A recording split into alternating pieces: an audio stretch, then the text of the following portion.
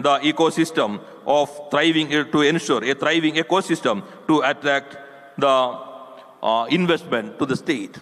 We have the best ecosystem of startup of the country, the best affordable ecosystem of Asia, and also the first indigenous aircraft carrier, Vikrant, built by Kerala by the prestigious institution, that is Cochin Shipyard Limited. This is the best place for ease of doing business with ease of living. The quality of air is one of the best in the country. You can move outside without wearing any mask, take a deep breath. And also we have 44 rivers. The quality of water is also one of the best in the country. And also we have a very good education and healthcare system. And also the mobile penetration is the number one in the country. That is the 124% of population of the country. And 87 out of 100 people are having internet connectivity. This is the only one place in the world which declared internet access is the basic right of the citizen. And fulfilled that promise, the government had established an optical fiber cable network infrastructure system. We have 2 transshipment container terminals and 17 minor ports, and also we are trying to develop the road connectivity, and we could establish 3.5 lakhs MSMEs within 3 years. Honorable Prime Minister has recognized this is the best practice in MSME sector of the country. And first time in the history, American Society of Public Administration has recognized this is a novel innovation in public administration. First time in its 87 years of history, this society has recognized an Indian initiative as a novel innovation in public administration. And the purchasing capacity is also very high. 1 out of 4 families are having a car in this state. And also the vehicle penetration is the highest, particularly e-vehicles. 20% of the e-vehicles sold in the last year is purchased by the Keralites. That is the purchasing capacity of the state. I would not like to take more time. The motto of our industrial policy, we have identified 22 priority sectors. The motto is very specific: nature, people, industry. Responsible investment, responsible industry. And also, we are trying to change the nature of business in this state. This is the right time, and we, irrespective of other differences, political, ideological, and governance differences, we are together to attract more investment and create more employment opportunities to our own youth. This is the right time. This is the right place. On behalf of the government, I would like to invite you all to invest in this country, in this state. This is God's own country, now transformed as a heaven of investment. By these words, I conclude. Thank you.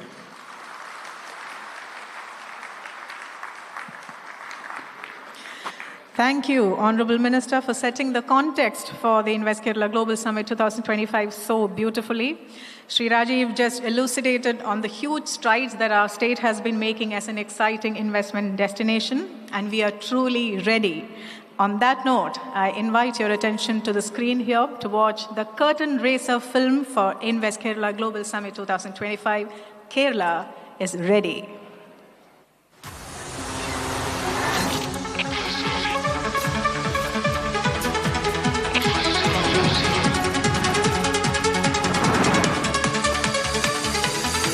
We are ready. Kerala is ready. Kerala is ready.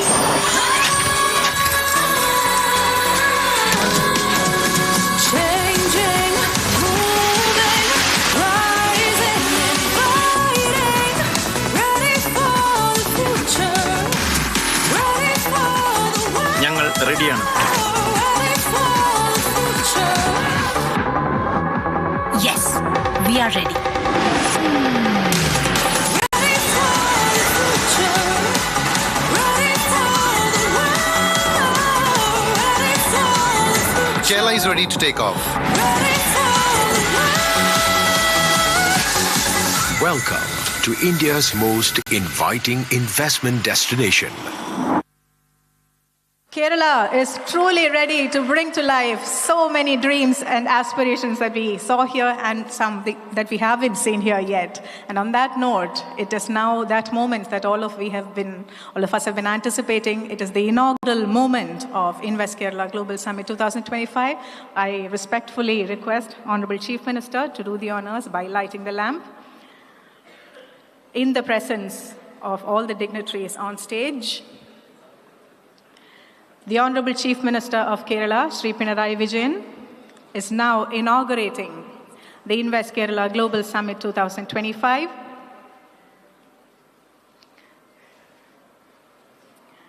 Kerala is ready as an investment destination with commitment to responsible investments, industry, inclusiveness, and environmental consideration.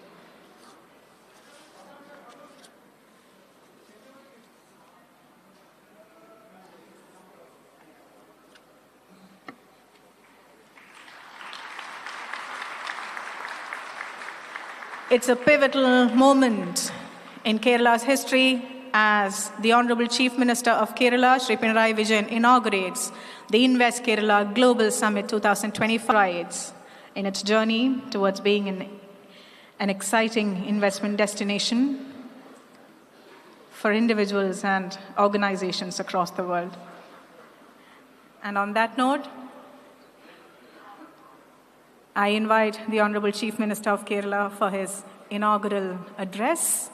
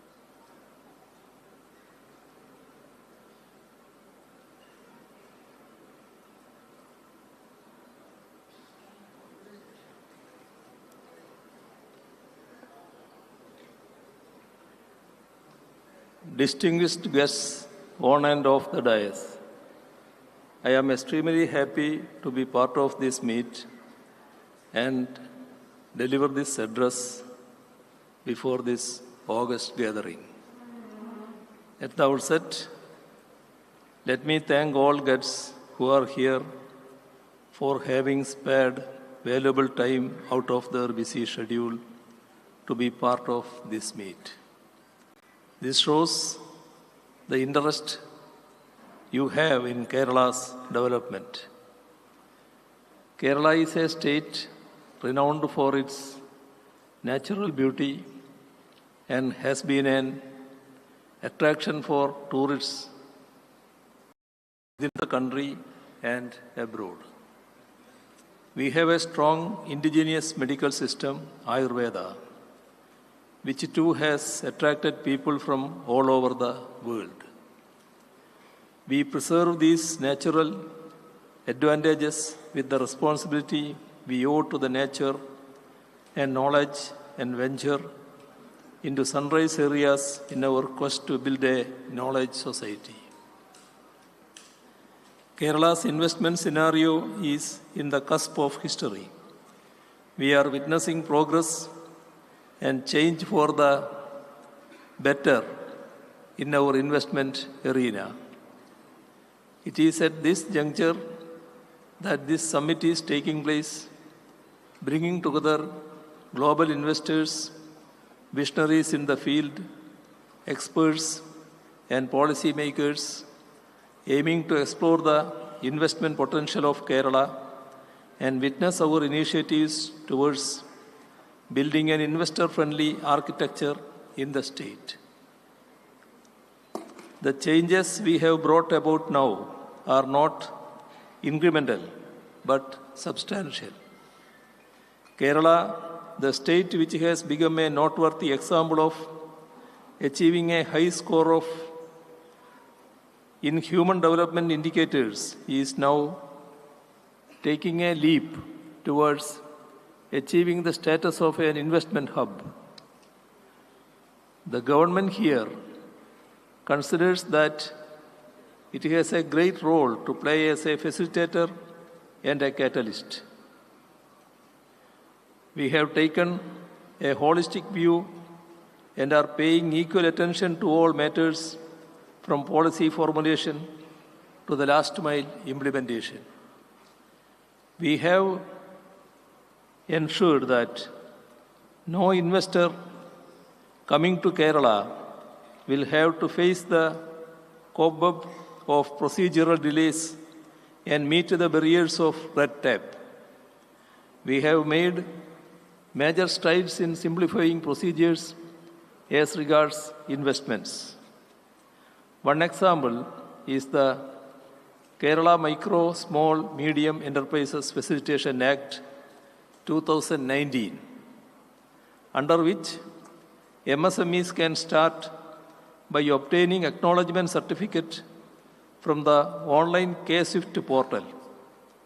Nursery licenses need to be obtained within a period of next 3 years and 6 months. Another is the report of the External Committee on Legislative Reforms, which has recommended decriminalization of 38 provisions in various existing acts and amendments to 12 acts and 12 rules pertaining to 13 departments. Some of these recommendations have been implemented, and others are under the active consideration of the state government. Apart from untying the Gordian's knot of complex laws and procedures, Government of Kerala has shown the will to undertake the task of bridging the infrastructural deficit as it realizes that high-quality infrastructure is the necessary condition for investments to come to the state. Developing transport infrastructure has been accorded a pride of place. The state, despite its physical constraints, has contributed 25% of the cost for land acquisition for widening of National Highway 66 and taking all steps to get approvals of the Union government for railway development necessary for running high-speed trains. Government of Kerala gives importance not only to the development of national highways, but also all roads within the state.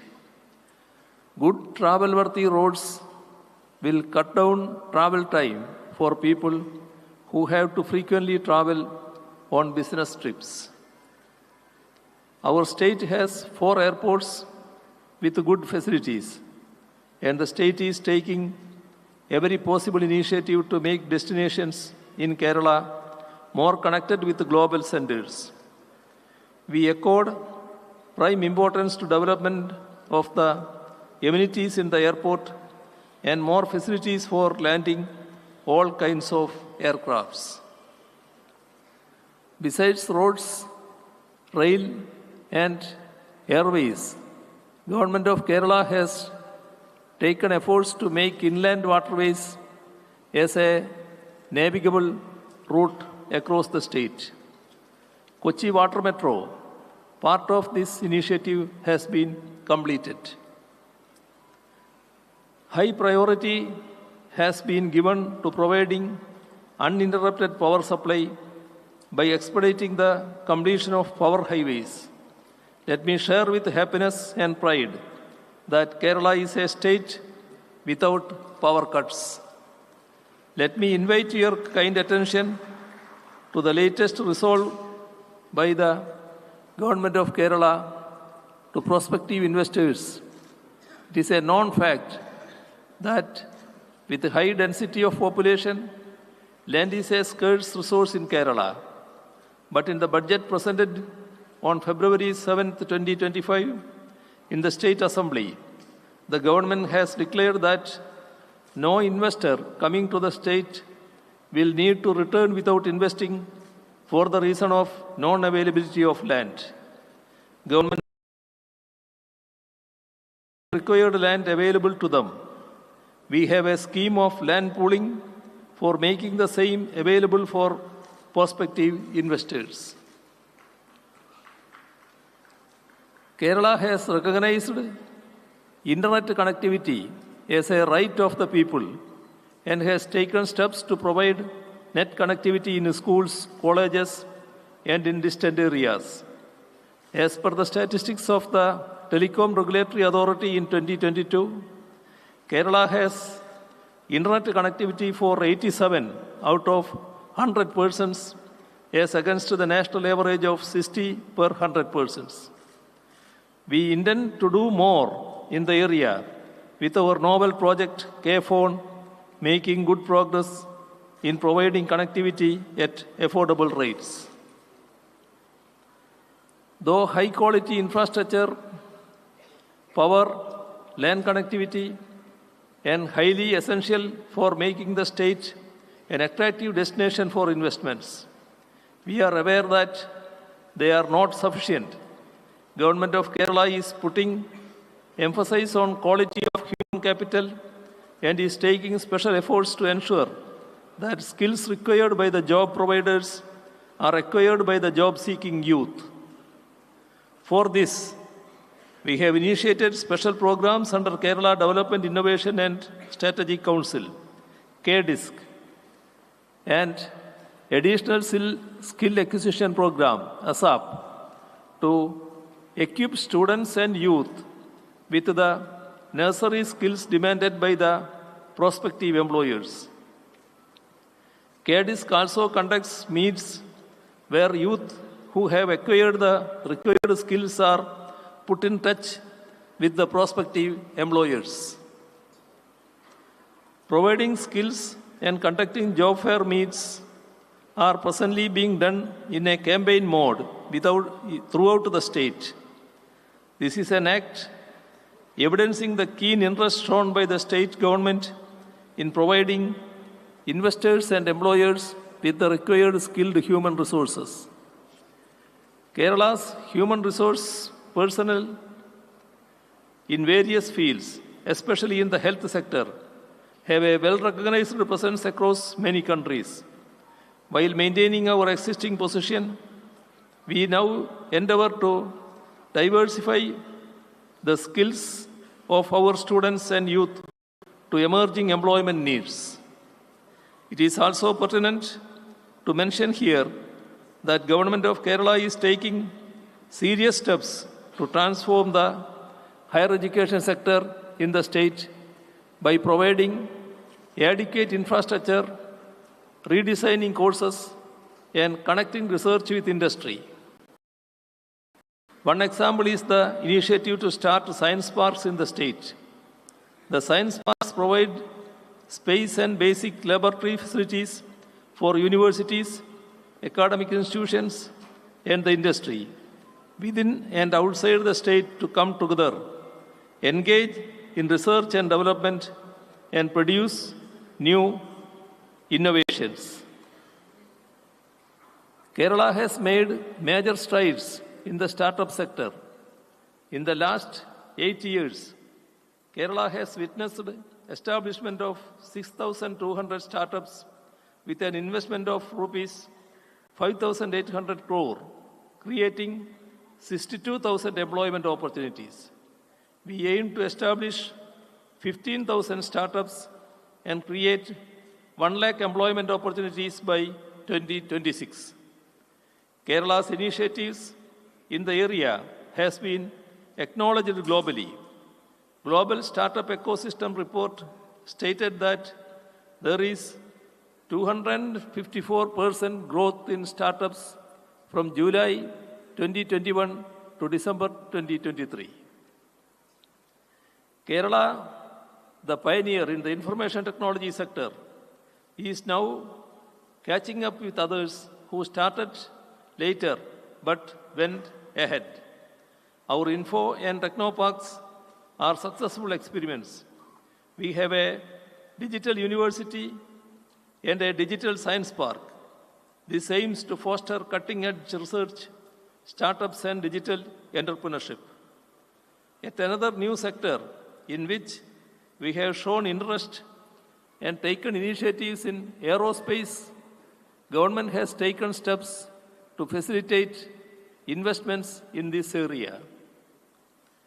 In this context, I would also like to mention that we are facilitating graphene-based advanced technological material research under the leadership of Digital University. Graphene is a material with tremendous potential for use in electronics and energy. Kerala has taken steps for achieving a clear energy economy. We have set up Hydrogen Valley project in Kochi, and I am happy to mention here that this has been recognized by the World Economic Forum, Davos, as one of the 13 leading global industrial clusters. Earlier in this speech, I mentioned about the mark made by the human resources personnel of Kerala in the health sector in all countries across the world. Now, Kerala is making its presence felt in enterprises manufacturing medical devices, with the significant share of this industry in India at 42% in our state. We have an initiative in the manufacture of nutraceuticals too. We have established a Center of Excellence in Medical Research, the Institute of Advanced Virology in Life Science Park, Thiruvananthapuram. On the physical infrastructure front, Vizhinjam Port development is proceeding fast, and the project will be completed in 2028 ahead of schedule. The port is making Kerala a hub of transshipment of goods. There is tremendous scope for ancillary development. We have got approved for the Kochi-Bangalore Industrial Corridor from the Union Government, and land acquisition for the same has proceeded at a fast pace. As all of us know, Kerala is a society which has a high level of debating and leveling of criticisms. One can at times feel that no progress is recognized by the critics. When criticism itself becomes the end and not the means to achieve the end of improvement, it ceases to be constructive. Nevertheless, tangible achievements speak for themselves, and with information at their disposal, public can appreciate the progress achieved in the state. In Ease of Doing Business Index, Kerala is ranked first among Indian states, and the Year of Enterprises organized by Kerala has been recognized as a best practice at the national level. We have been able to make our public sector units function profitably. One of our PSUs, Keltron, along with some of the MSMEs registered here, has collaborated in the Chandrayaan project, a pride of our nation. The share of the manufacturing sector in gross state value added, which was 9.8% in 2014-15, has risen to 11.5% in 2023-24. According to periodic labor force survey data, employment in Kerala grew by 16% during 2017-18 and 2023-24 to reach 1.51 crore in 2023-24. It has been noted that there is a notable shift in the state's employment structure towards the formal sector. It can go on narrating instances of progress and achievements, but let me stop the narration with these illustrative examples. Let me also state that we take criticisms in our stride and try to understand what remains to be done in our march forward and making Kerala and an investment destination. I conclude by telling this distinguished gathering that for making Kerala an investment destination, the government of Kerala shall strain every nerve and leave no stone unturned. We have an end-to-end approach with a holistic perspective to implement our plan, not incrementally but substantially. With these words, I declare this meet open with extreme happiness and hope that the discussions here will provide a new direction to Kerala's quest to be an investment hub and in building a knowledge society. Thank you.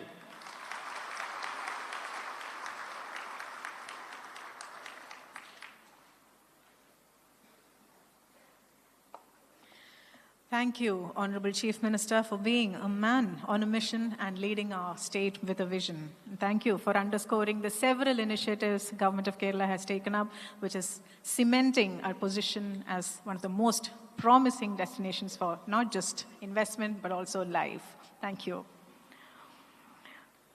The Honorable Union Minister of Road Transport and Highways, Government of India, Shri Nitin Gadkari, was to join us in person today, but he has had to travel to Spain for an official engagement, but he has very kindly sent us a video message. Can we have the video message from Shri Nitin Gadkari on screen, please? Namaskar, dear Rajuji and all respectable dignitaries and dear friends. It is a great pleasure and pride for me to interact with you regarding the development of Kerala.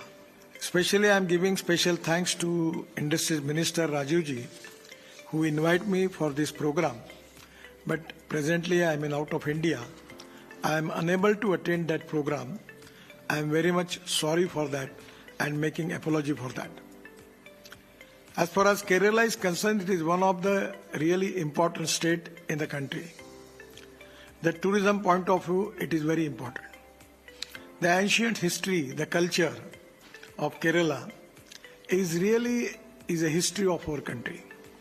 I remember the systems, the way in which the societies approach about the education, healthcare, and particularly the law-binding attitude of the people in Kerala is really one of the important character of the Indian society. As a Minister of Road Transport, I am really happy that today already in Kerala we have completed the project costing more than 20,000 crores. And at the same time, the projects which are in the process, the ongoing project, the cost is 60,000 crore.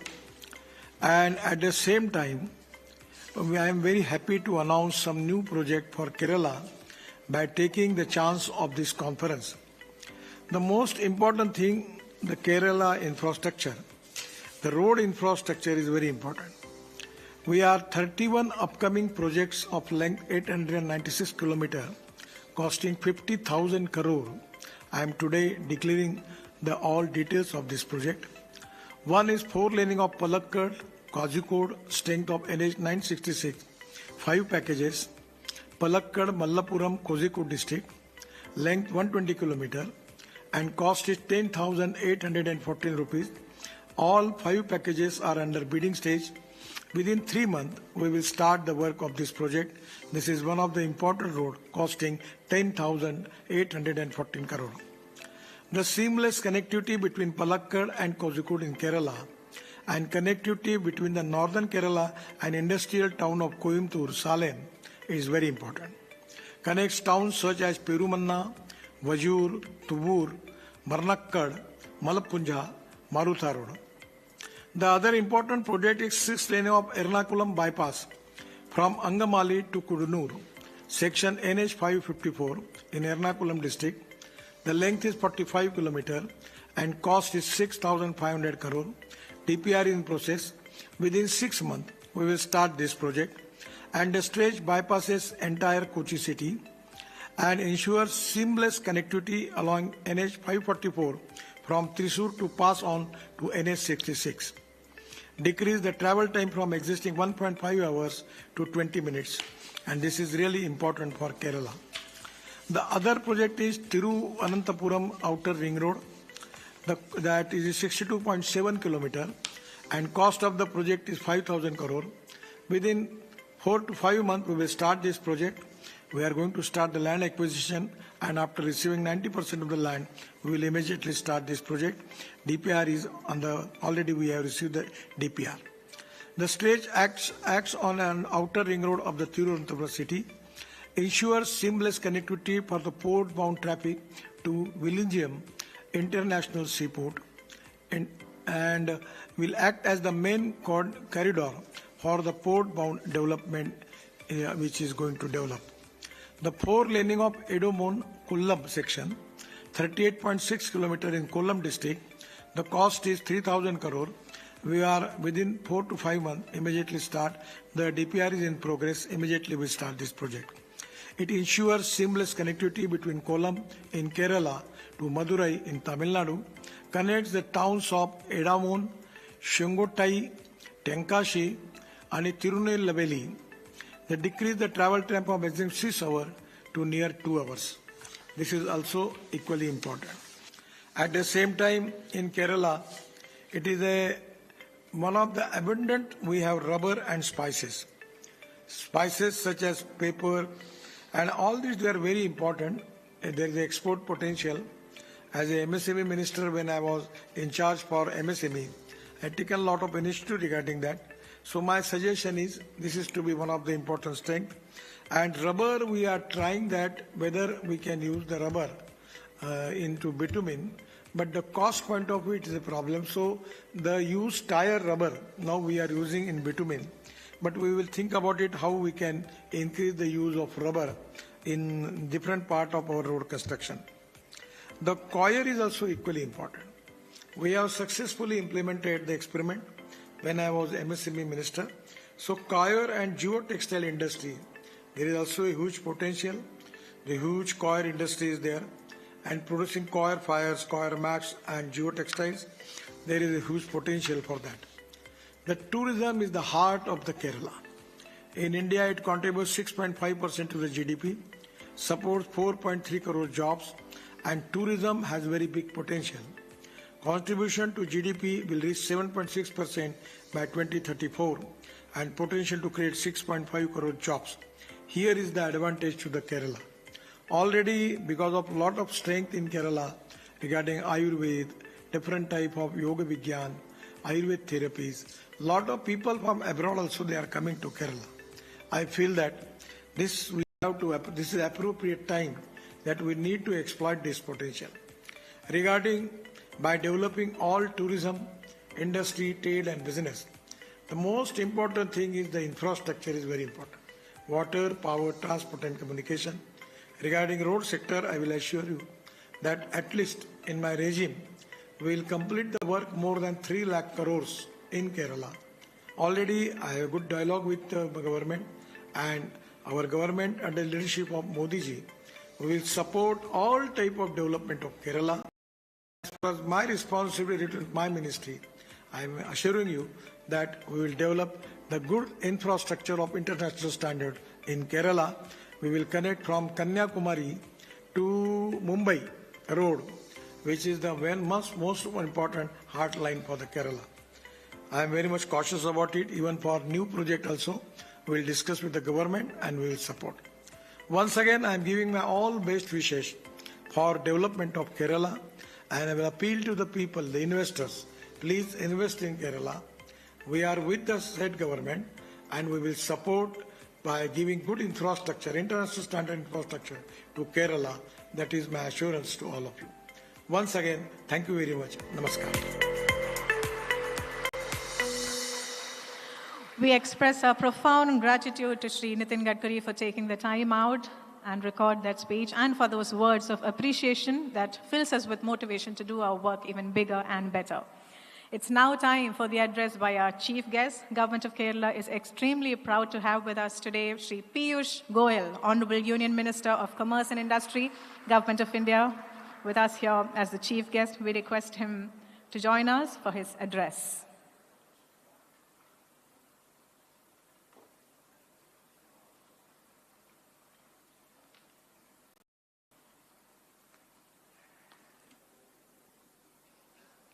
Namaskaram.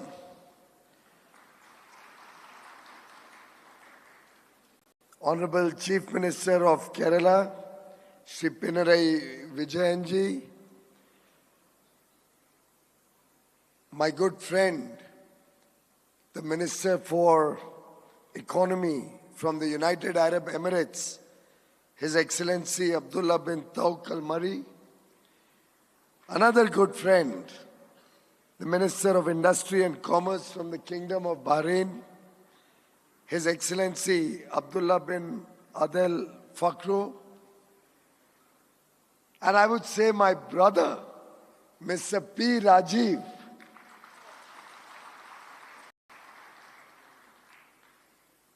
Honorable Minister for Industries, Law and Coir. And I would like to say, and I was just telling the Honorable Chief Minister,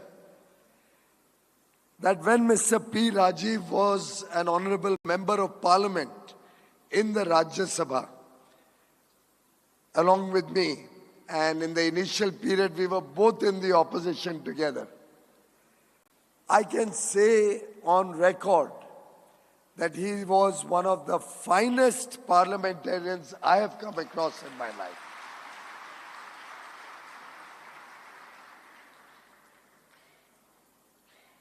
My dear younger brother, colleague in the Union Government, Shri Jayant Chaudhary, Honorable Minister of State with independent charge for skill development and Honorable Minister for Education.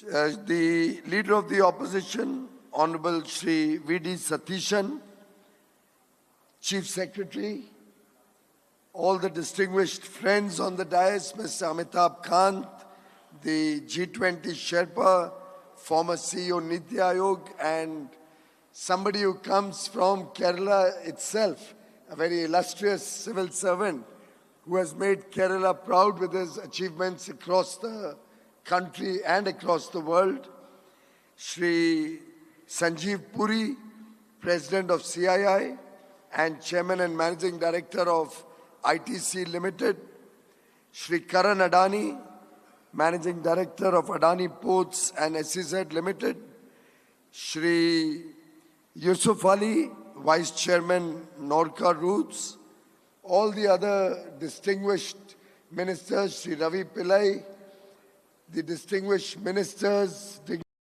industrialists, on and off the dais, excellencies, friends from the media, ladies and gentlemen. It's indeed always a pleasure to visit God's own country. And every visit in Kerala, you feel like never going back. But I will go back, so you don't have to worry. We are not yet, the lotus has not yet bloomed in Kerala. But very soon. But that was on a lighter note. Please don't think this is a political platform. I have come to express the central government's solidarity and full support to Invest Kerala. Prime Minister Narendra Modi, ever since he first started the state-level investment summits, Vibrant Gujarat in Gujarat used to be an annual event, then it was done biannually, was really a trendsetter which started the engagement of the center, state, and all arms of the government working together as a team to promote investments, to promote the economy, manufacturing, tourism, all elements of growth. And I must say, I'm indeed delighted that today the entire country is working with the spirit of cooperative federalism. We are working with the spirit of collaboration. And of course, there must be some competition also. But that is the strength when every state in the country works hand in hand with the central government be in competition with their peers, with the other states. That is the sure recipe for success, recipe for faster economic development of the states, and it is only when the states grow that the country can grow. And today, contributing 16% of the global economy growth, the world's growth, 16% comes out of India. We are at the forefront.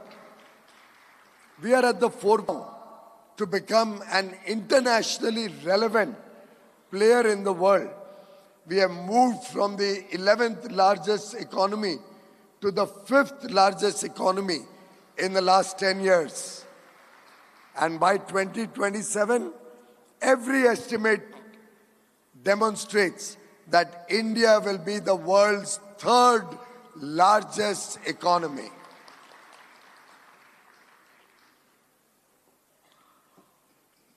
And how can Kerala be left behind when India is progressing at this breakneck speed? With the opportunities that Kerala offers, whether it is tourism, whether it is manufacturing, whether it is logistics, in every sphere, Kerala is at the forefront of development. Kerala brings to the fore both development and tradition. And this morning, I'm sure many of you must have enjoyed the dosas and appams. But the variety of cuisines that one can experience in Kerala, the rhythm of Kathakali that can captivate audiences, the wisdom of Ayurveda which can rejuvenate you, reflecting the big opportunity that tourism in Kerala offers for the world. In fact, Honorable Industry Minister just told me that today Kerala has 51 five-star hotel properties. It's a matter of great pride for the country that the world's tourists are flocking to Kerala. In the same breath, when we look at industrial development, I remember, and in industrial development, I think infrastructure plays an important role. I still recall 25 years ago, and this year we are celebrating 25 years of the Kochi airport. 25 years ago, nearly 12,000 non-resident Indian shareholders came together to invest in setting up the Kochi airport at a cost of 300 crore rupees. It shows you that entrepreneurship is in the blood of every Keralite. They got together, not only set up a vibrant airport, which by the way today is worth 5,000 crores and paying a 40% dividend, I'm told, with over 32,000 shareholders. It set the benchmark for public-private partnership in a big way in Kerala. And over the years, Kerala continues to promote newer and newer infrastructure. In fact, the first water metro was started in Kerala 2 years ago. The first water metro in the country.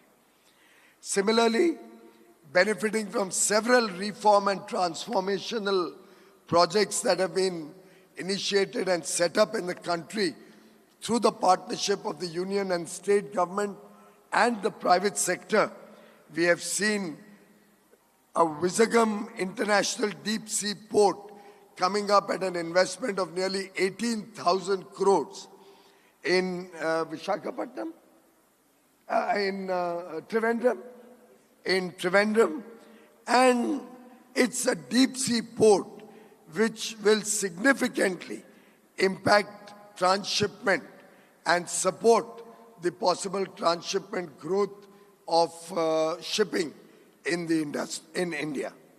We have also now a project, Silver Line, a semi-high-speed rail coming up between Thiruvananthapuram and Kasaragod, which will reduce the time to only 4 hours.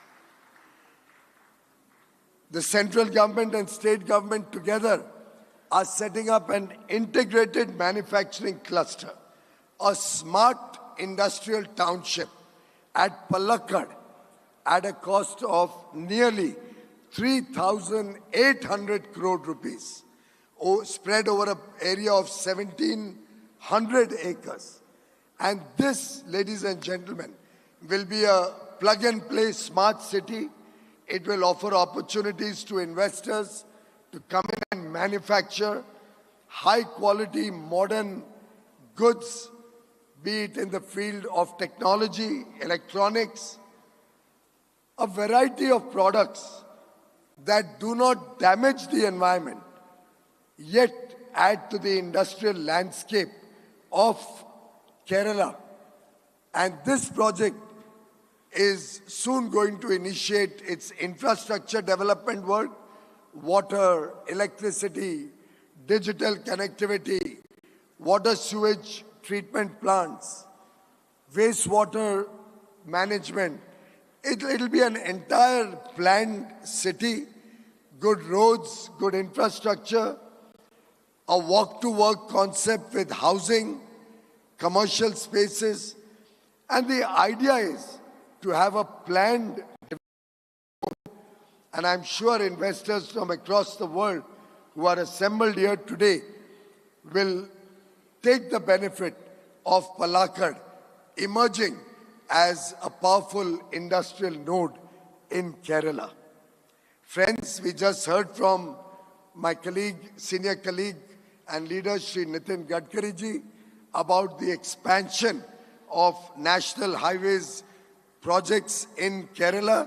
Nearly 1,300 kilometers have been added since 2014 and 1,126 kilometers of national highway corridors are being developed under the Bharatmala project in Kerala.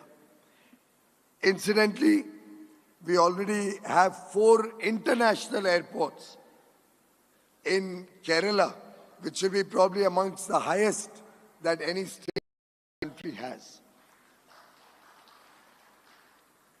A record allocation by the railways in the recent budget of over 3,000 crores to Kerala, and our effort to work through the Maritime Development Fund with a budget of 25,000 crores to support long-term financing in the shipbuilding and shipping sector will certainly support Kerala's huge thrust to grow their maritime economy.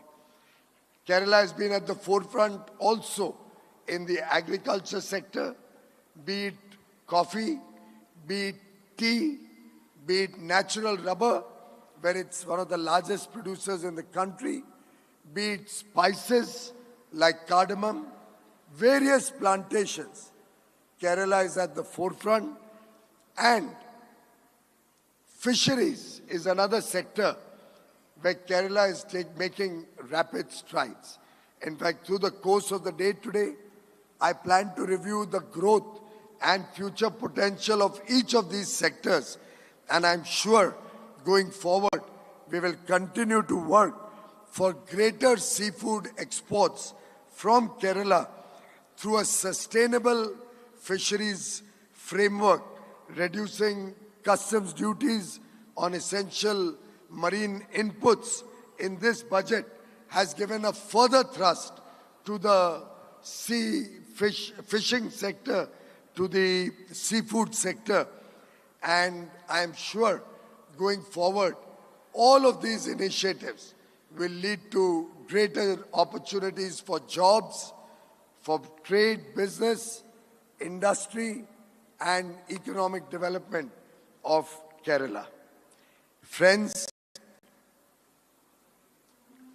India today, at a $4 trillion GDP, poised to grow in the Amrit Kal under the visionary leadership of Prime Minister Modi, working in tandem with all the states like Kerala under the leadership of Mr. Vijayan.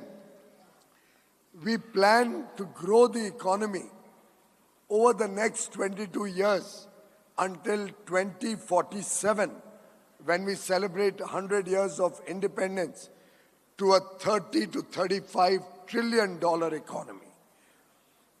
As we grow from trillion to $35 trillion economy, look at the huge opportunity that we in India are offering to the world. This economic growth opportunity presents to investors from India and from around the world an absolutely unmatched opportunity for growth, for development and economic activity. I will share with you just one example, friends. An auto company which had invested $200 million way back in 1999. Only $200 million invested in 1999 has, in the last 10 years alone, taken back $12 billion of royalties and dividends. 200 billion invested in 99. In the last 10 years, has taken back $12 billion in royalties and dividends. They also sit on equity worth $10 billion even now. Look at the return on investment. Look at what the opportunity that India offers for investors both in India and from around the world. That opportunity comes from being a democracy, a vibrant democracy where the rule of law prevails, where there's transparency, where you will never be discriminated against. The opportunity comes from 1.4 billion talented Indians with huge skill sets, a young country enjoying the fruits of its demographic dividend, under 30 years of age being the average age, 2/3 of our people in the working age group, providing much needed manpower across the country. We produce the highest number of STEM graduates anywhere in the world, and 43% of them are women. Our sisters, our daughters are today at the forefront of India's growth story, and India is looking up to women-led development in the next 20-25 years. We wish to see more and more women participating in the formal economy, thereby encashing the huge diversity that India offers, the huge demand that 1.4 billion Indians bring to the table. That is the business opportunity, that growth opportunity. The demand of 1.4 billion aspirational Indians looking for a better quality of life for their children, for their family. And friends, I would invite all of you to come and participate in this growth journey. Come and enjoy as India provides one of the best for tourism. Come and enjoy the fruits of your investment by coming and manufacturing in India for India and for the world. Come and give employment and get the benefit of high quality talent and skills through global capability centers that are setting up base in India, nearly 1,800 of them operating from within the country.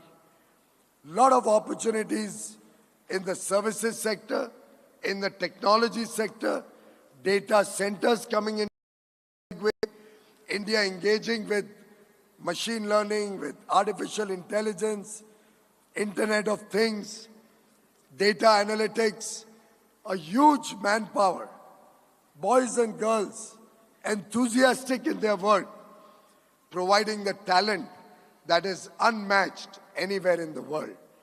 And friends, this knowledge and innovation, which has made India the world's third largest startup ecosystem, this growth in exports, this year we will cross $800 billion of exports, a record which we hope to continue to grow until we reach $2 trillion in the next 5 or 6 years.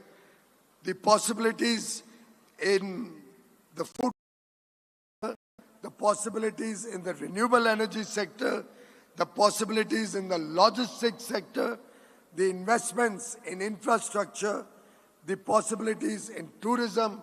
There's a world of opportunity awaiting you, friends.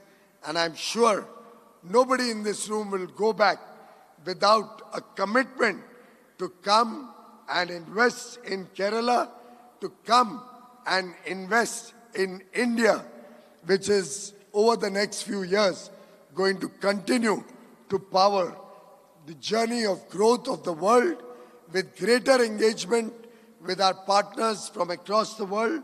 As you are aware, we have entered into a comprehensive economic partnership agreement with the United Arab Emirates.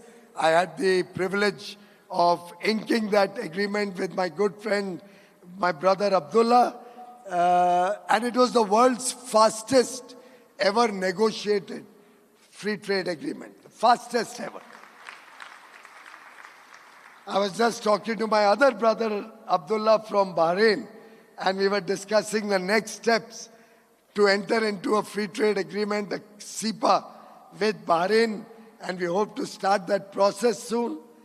We are already in dialogue with the European Union, with the United Kingdom, with Oman, and as you might have read in the paper, we'll soon start discussing with the Trump administration in the United States of America a strong, powerful economic engagement and a bilateral trade deal, which will be the mother of all deals, providing huge opportunities for Indians and Americans to work together to complement each other's strengths in this very turbulent world. And this is the time that I would urge investors from across the world not to miss the bus, not to miss the boat, as I would say it in Kerala, because those who miss the boat may be left at the shore, while others will sail along with the tailwinds of growth, progress, and prosperity that India offers. Thank you very much, and all the best. Thank you, Sri Piyush Goyal, for those words of unflinching solidarity towards Kerala's dreams and also the role that Kerala will play in India's growth story. We also have with us today the Honorable Minister of State for Skill Development and Entrepreneurship and Minister of State for Education from Government of India, Sri Jayant Chowdhury. Hearty welcome, sir, for your address.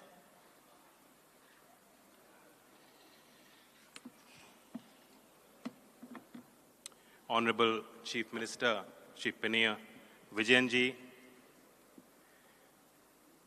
someone who I always look to for guidance, and he laid down the roadmap of how India is progressing at fast pace. Honorable Minister Piyush Goyal ji, my friend P. Rajiv ji, who is the minister in the hot seat here. He's been tirelessly arranging everything behind the scenes, coordinating, and who's managed to create a powerful room here. This is a very powerful room. And I had the pleasure of interacting with Rajiv ji when we were in Davos recently. And I can tell you that the preparation that he undertook for every one of the exchanges that he was going through, it was very, very visible that he was very, very committed. Everywhere he went, he did speak about Kochi, of course. And when you come from a beautiful land like Kerala, I don't think you can stop speaking about it. I love your tagline, Kerala is inviting. Definitely it is inviting. And I think this room is already taking note of your invitation. And I don't think anyone is going to go back disappointed. You know, Piyush ji has laid out much. There is very little left for me to say. And it gives you a sense of how comprehensively even the minutest of details are being looked after by him. And though Kerala doesn't play a lot of cricket, I just saw Sanju Samson while eating breakfast. So in cricket terms, I will do what a tailender is supposed to do. I will talk about how our ministry in skills and education is working in close coordination and partnership with the state government of Kerala. And really, we all understand Kerala's commitment to investing in their youth, investing in what you can call the human resource. And you can see the presence of people from Kerala world over, globally, respected. They're active members of civil society, well integrated and adding value to whichever community they are serving. That also the Malayali spirit of resilience and adaptability. People of Kerala know that the investments in education and particularly healthcare over the last few decades have borne fruit. You speak about the Human Development Index, any metric that captures the capacity and the competency of worker base and young people, Kerala is performing at the top. Ease of doing business, speakers prior to me have spelled it out, and I think that is felt.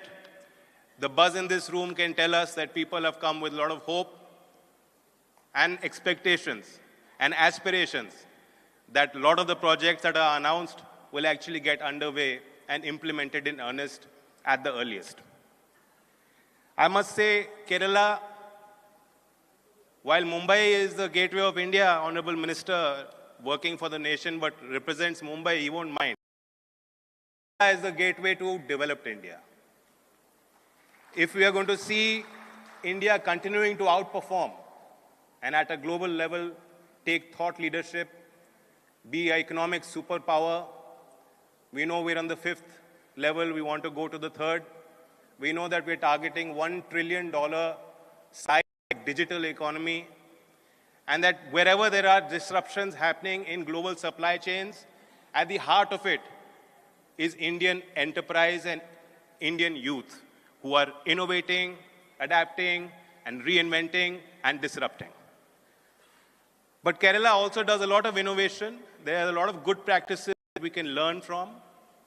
And this congregation is also an exercise in bringing people together. As Piyush ji said, this was the heart and soul of our Prime Minister Narendra Modi ji's efforts to revitalize industry and commerce when he was in Gujarat. He set up this vehicle, and today, across states of India, similar events are being organized. Beyond the big summit, beyond what is visible and apparent here, there will be many minute conversations that will be held over this event. And that creates a longer-term visibility and impact assessment for every corporate who wants to come and invest in Kerala. People want a rule of law. People want rule-abided citizenry, a respect for law, respect for rules, and they want long-term visibility. And you know, our Prime Minister is perhaps the best in goal setting. So that comes to the heart of this exercise, that we are goal setting. It is not just about the sheer size and scale of announcements getting made. Yes, people who come in to invest in India are targeting the 1.4 billion population, which is a strong, vibrant market. And as we see consumerism taking hold in urban, rural, urban, and strong demand even from rural segments, our middle class is expanding. That is a very strong argument of why someone should come in the ground floor and invest in India today. But it is also about the global capacity and capability. No longer can India be considered a back office. India is where the heart of innovation is beating and thriving. And that's where I invite you to pay attention to how Kerala has always been investing in educating and skilling its younger people. Even now, I was reading, there's a recent report that says that highest spend on higher education is happening in Kerala across all the states. The Honorable Chief Minister spoke about the digital university. That's also a strong innovation. And I think, if I'm not mistaken, in 2021, the Go Digital program was launched, which had a huge impact. my Honorable Member of Parliament and dear friend has given me that the Jan Shikshan Sansthan that he is so passionate about is also achieving #1 status in terms of ranking between other institutions throughout the country. And I'm also aware that the Kerala Institute for Entrepreneurial Development and the Kerala Academy for Skills Excellence, both these institutions are also, their footprint is expanding and they're committed to take forward the Skill India program and mission and really revitalize, bring strength to the Startup India program. We know India is the third largest startup ecosystem. We know that even in the new emerging tech, for instance, in medical devices where India was forced to import very sensitive and expensive equipment to our expanding healthcare facilities and infrastructure investment in India, now Kerala has taken leaps and bounds. And what we were being forced to import at exorbitant prices today, we are manufacturing at 1/10 of the global price, which means India is manufacturing at quality and at the right price and fulfilling its social commitment. I take this opportunity to tell you about my journey today. I sat in the Kochi Water Metro, which is also a unique proposition. It's the world's largest fleet of solar-powered boat metro infrastructure. 38 terminals are being created. And I can tell you because the state of UP just recently in February has created an Inland Water Commission. And I'm going to go back and I'm going to request the Chief Minister in UP, Shri Yogi Adityanath ji, that we must study and approach the Kochi Water Metro model. I'm aware that the Kochi One is also a first of its kind experience. That for a consumer, if you're going in a three-wheeler, you're going in a bus, you're using the Kochi Metro, or you're using the Water Metro, it is the one ticket and the one card that you're purchasing. So it's a seamless consumer experience, multimodal transportation, which is the future. And it's a testament to how people in Kerala are so savvy at using new technology, new models, and building business and value around it. Even in AI, Industry 4.0, it's a story from Appam to robotics. Everywhere, Kerala has a policy framework which is already in place. I know that the Industry Park scheme, Honorable Chief Minister spoke about it, the digital university, all of these will have impact. And in AI already, India is about 16% of the global workforce. We've seen in India how the developmental impact of technology has unsurmountable scale. The Jam Trinity, which was your Jandhan, Aadhaar, and mobile. A lot of people thought that people in villages were not going to be able to transact on their mobile phone. Banking on mobile phone, unheard of. People said, no, people at the grassroots, they are not savvy, they don't understand technology, they will not be able to use it. The Prime Minister was clear, and today, in terms of financial inclusion, the impact of the Jam Trinity is seen and assessed and globally recognized and respected. It just shows you that the Indian workforce, Indian population is very adaptable. They understand new technology and they flock to it. That's why I think Kerala will be the gateway to a developed country. There's a clear roadmap. Like I said, in goal setting, our Prime Minister is very, very good. There was no need to think about what India will be in 100 years of independence. But India's independence and being a vibrant democracy And that is why PM has laid down that roadmap. Without the contribution of young girls and boys from Kerala, who today must think about their own contribution, how we are going to enable a developed India by 2047, it is not possible for us to really fulfill that dream. So again, I commend all the effort behind the scenes, putting everyone together, and I can assure people of Kerala, our Prime Minister is committed, and as a member of the central government team, my ministry, we will always ensure close level of coordination and support all the pro-public, pro-industry initiatives taken by Kerala state government. Thank you.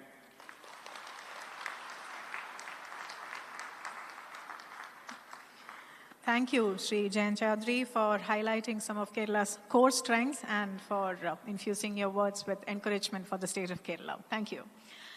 We have two guests of honor who will be speaking to us next. Representatives, ministers, honorable ministers from countries with whom we've had a long-standing history. I'd like to invite first His Excellency Abdullah bin Thouk Al-Mari, Minister of Economy from the United Arab Emirates.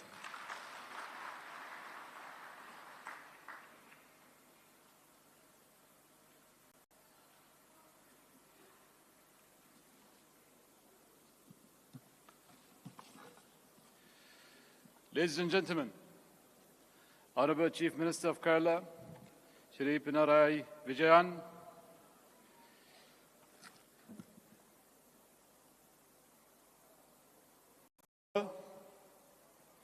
Piyush Goyal, Honorable Minister of Commerce and Industry, Government of India,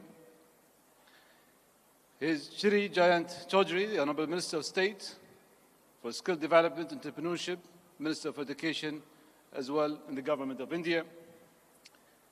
My brother as well, His Excellency Abdullah Adil Fakhro, the Honorable Leader of the Opposition, Satisan, and Mr. Yusuf Ali, the Vice Chairman as well of Norca Roots.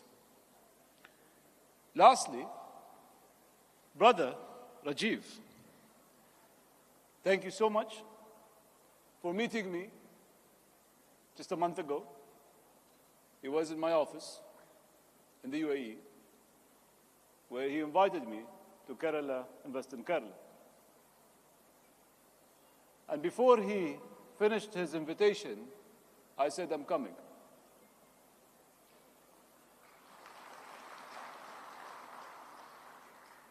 And I'm coming not alone. I'll make sure that I have a delegation with me. Esteemed guests, ladies and gentlemen, it's a pleasure, an immense pleasure to be here and to stand before you here in the Kerala Global Summit 2025. I was just having small talk with my brother Piyush. I say every year, in the week of the 18th, the 17th, there's an anniversary between us and India, and with you, Piyush. It is the date where we signed the CII agreement. We signed the CII agreement on the 18th of February, 2022, 3 years ago. And every single year, I'm somewhere in India at this week. I'm either this year, I'm here in Kerala. Last year, I was in Delhi, and I always make sure that I'm here in this week every year. There's a historical ties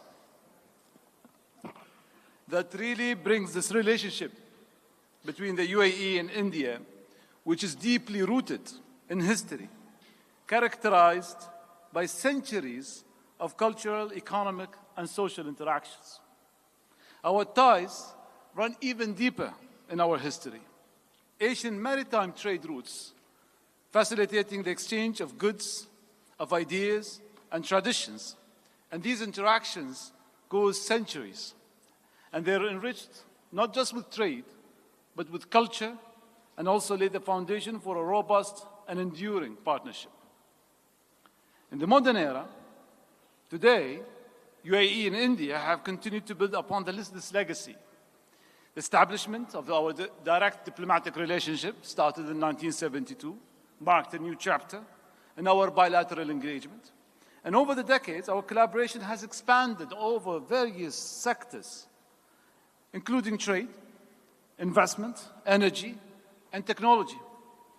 The India expatriate community in the UAE, numbering over 3 million, has been instrumental in strengthening our social and economic fabric and contributing significantly to the development of both nations.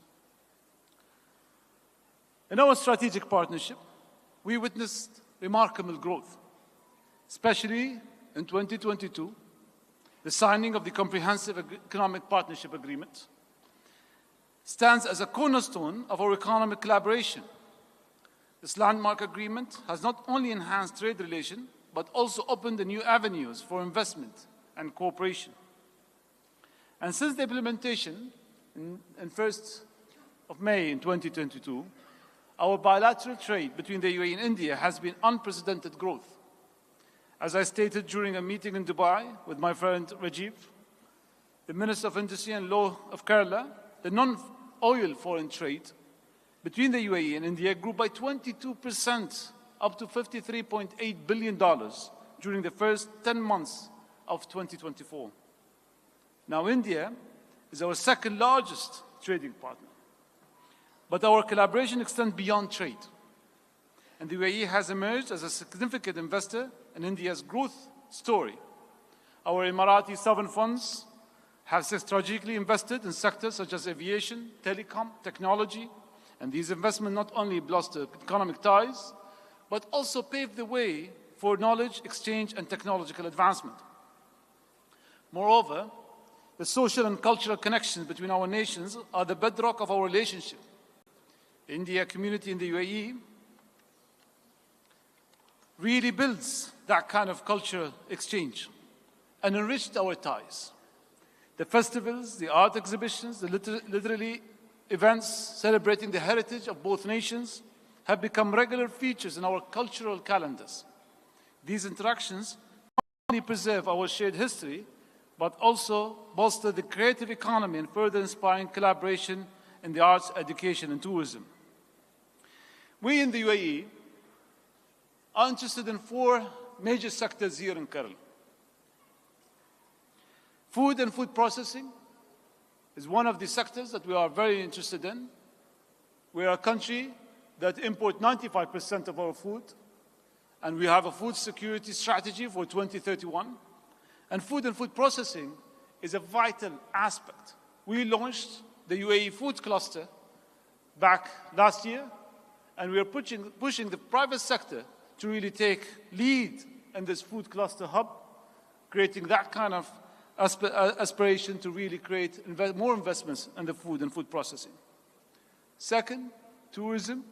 With a God state country, tourism is the most important aspect.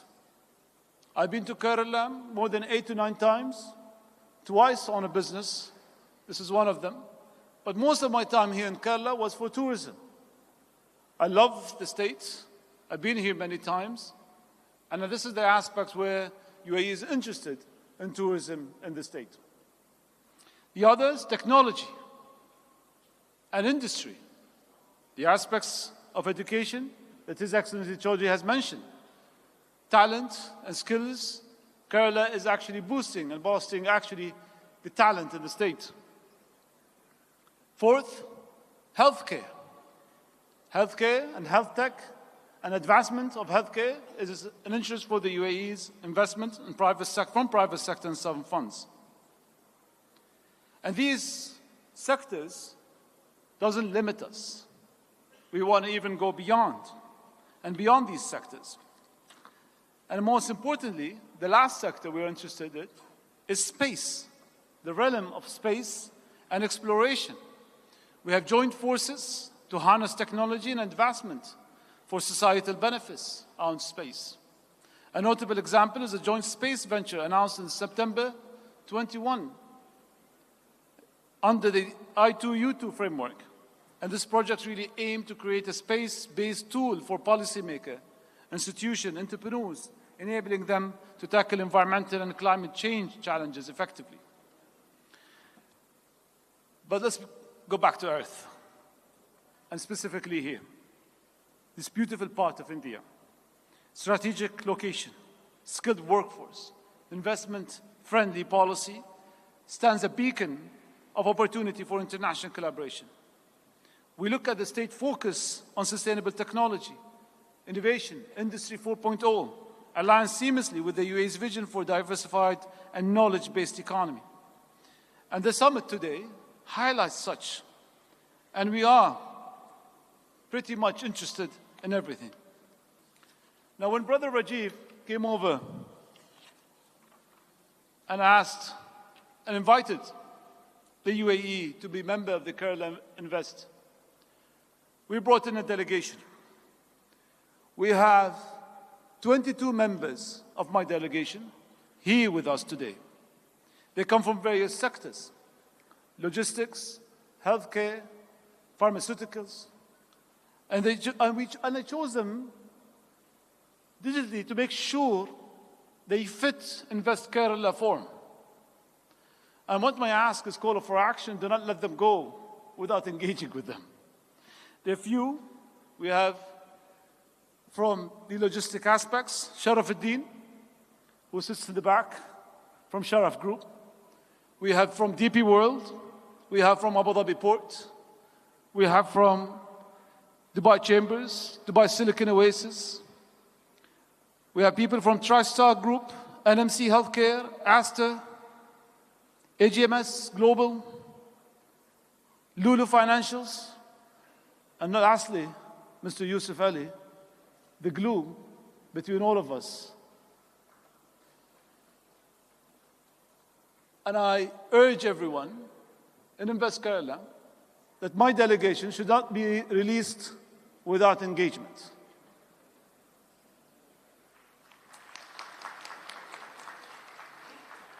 Now, this is the passion, the love that we come with to India to make sure that I do not come alone, is to bring a delegation to really make sure that we have a foot as well in the vision that you set, in the aspiration that you set, and in the sectors that you want. That's the UAE way of doing business. In conclusion, our relationship goes beyond. It's a brotherly relationship, shines an example for this historical ties, and a dynamic one that is multifaceted partnership. I know we signed the CIPA in 88 days, and I'm sure there's no other country can do this fast and speed that we did. Our collaboration will hold immense potential and will drive economic growth and foster innovation. And last call, let's not serve for UAE and India investments, but let's change the narrative. Let's change the question. Let's answer for global challenges. How our investments today can help to serve global challenges that faces climate change, can face scarcity, and how can we serve for that? Connecting energy, connecting people, connecting innovation, and connecting ideas. Thank you very much.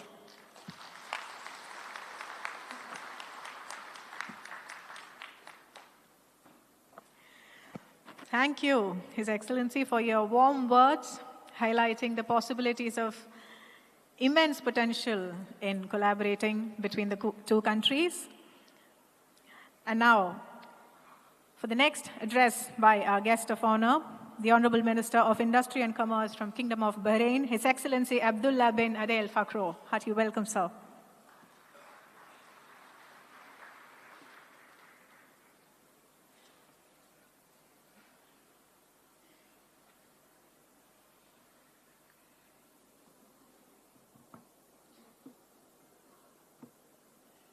Good morning, everybody. Excellencies, Honorable Chief Minister of Kerala, Shri Pinarayi Vijayan, Honorable Minister, my good friend Piyush Goyal, Honorable Minister of State for Skill Development and Entrepreneurship, Shri Jayant Chowdhury, Honorable Minister for Industries, also my good friend P. Rajiv, and Minister Abdullah bin Tog Al-Marri, my good friend, the Minister of Economy from the UAE, also another good friend, Mr. Yusuf Ali, who convinced me to join this prestigious forum. Excellencies, distinguished guests, it's an honor and a privilege to be here at the Invest Kerala Summit 2025 amongst such an esteemed panel of guests. On behalf of the Kingdom of Bahrain, deepest gratitude to the government of Kerala for hosting this prestigious summit and for the warm hospitality extended to us. Invest Kerala is a platform that epitomizes collaboration, economic dynamism, and innovation. And we are very proud to see the success and growth happening in India as a whole and Kerala in particular. Bahrain and India share a historic and enduring partnership rooted in trade, investment, and deep cultural ties. It has long been a key economic partner for Bahrain, and Kerala holds a special place in that relationship. The Kerala origin community in Bahrain has made invaluable contributions to our economic and social fabric, serving as a vital bridge between our two economies.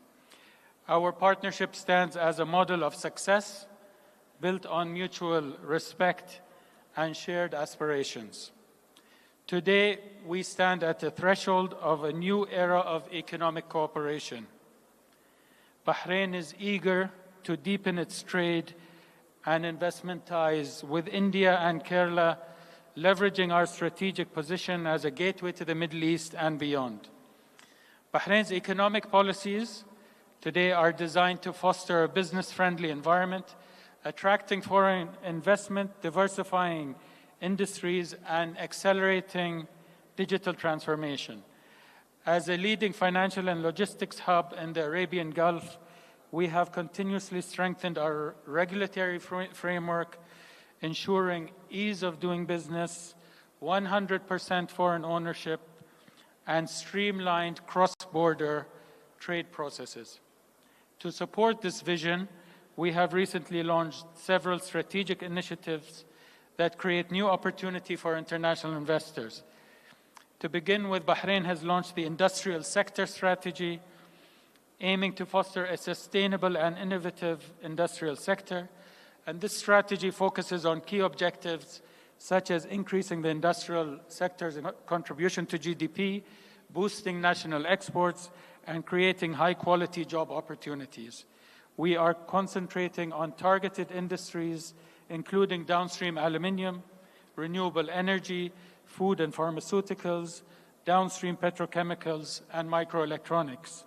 Our approach is built upon pillars like adopting fourth industrial revolution technologies, embracing a circular carbon economy, and enhancing regional supply chains. In addition to this, 2 months ago, we launched the first downstream aluminium park, a major industrial hub designed to enhance Bahrain's aluminium value chain and situated next to Alba, which is the largest aluminium smelter outside of China. This park offers attractive opportunities and incentives for manufacturers and investors. We have also launched an SME development fund, which is a dedicated credit fund to support SMEs, fostering entrepreneurship, innovation, and job creation. We have also recently launched a new industrial incubator, which is a facility designed to nurture startups and industrial ventures, providing infrastructure expertise and funding to accelerate growth.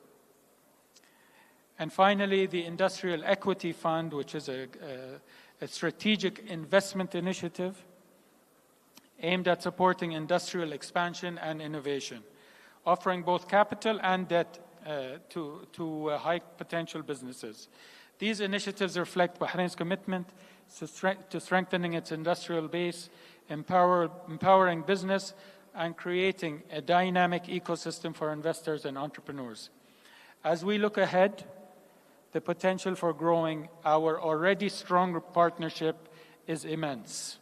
Our economic vision 2030 aligns very closely with India's ambitious growth trajectory, presenting numerous opportunities for collaboration. Today, both Bahrain and India are experiencing transformational economic growth, and we see big opportunities for collaboration with Kerala specifically in the following sectors. First, technology and fintech. Bahrain, as many of you may know, is a regional leader in digital transformation and fintech innovation, and we encourage Kerala's tech entrepreneurs and IT firms to tap into the rapidly expanding Middle East market through Bahrain. Second, manufacturing and industry. With Bahrain's advanced infrastructure and investor-friendly policies, we welcome collaborations and joint ventures with Kerala-based industries looking to set up manufacturing and export operations, particularly in high-growth sectors such as semiconductor manufacturing, pharmaceuticals, renewables, and so on. Third, food security and agribusiness. Bahrain is keen to collaborate with Kerala on food processing, agri-tech, and sustainable farming solutions, ensuring mutual benefit in trade and in investment. And last but not least, tourism and hospitality.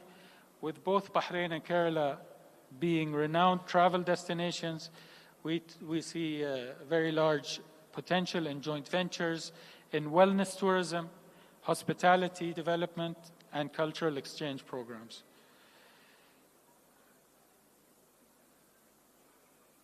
To further enhance our economic partnership, Bahrain is committed to reducing trade barriers and streamlining investment processes, encouraging more joint ventures and strategic partnerships, fostering an environment where innovation, sustainability, and inclusiveness drive economic growth.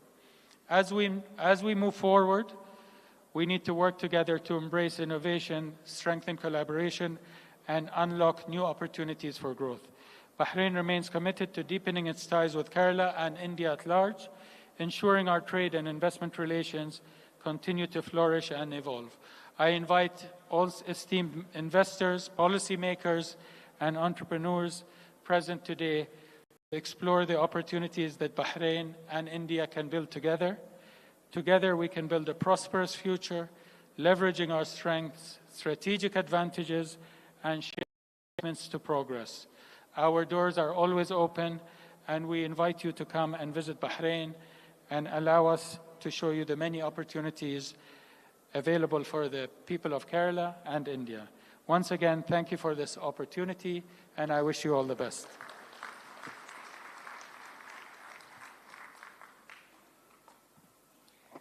Thank you, His Excellency, for sharing some innovative strategies that the Kingdom of Bahrain has devised to make collaborations possible with us. Thank you. The Honorable Leader for Opposition at Kerala Legislative Assembly, Sri V.D. Sadishan, has graced us with his presence today. We invite him for his address.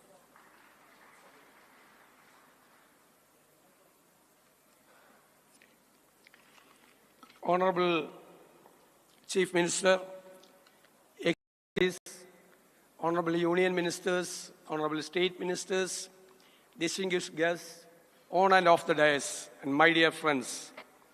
On behalf of the opposition parties in Kerala and people of Kerala, I extend a warm welcome to all distinguished delegates and investors attending the Invest Kerala Global Summit 2025.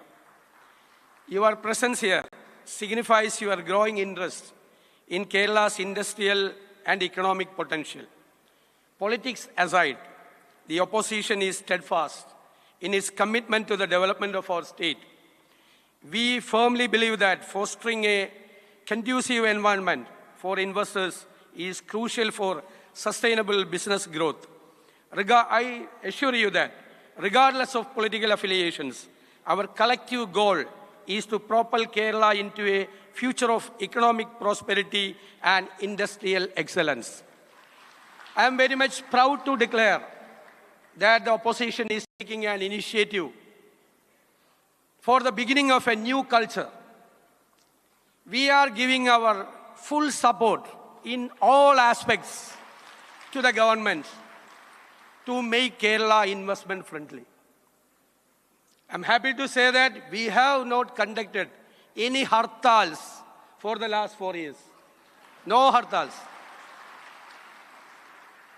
My request to the government side is that when you will be in the opposition, you have to continue the same culture. We have always been pro-development. Our past governments have laid the foundation for industrial growth, initiating policies and infrastructure that have shaped Kerala's economic trajectory. Notably, we were the first state in the country to formulate a startup policy in 2015, setting the stage for a thriving entrepreneurial ecosystem. Institutions such as Technopark, Infopark, and the Kerala Startup Mission have been catalysts in the IT sector's progress. The KSIDC and Kinfra have consistently played pivotal roles in bolstering industrial infrastructure. Investors meet, including Global Investor Meet, emerging Kerala were largely successful. Additionally, the airports in Cochin, Trivandrum, Calicut, and Kannur have improved connectivity immensely.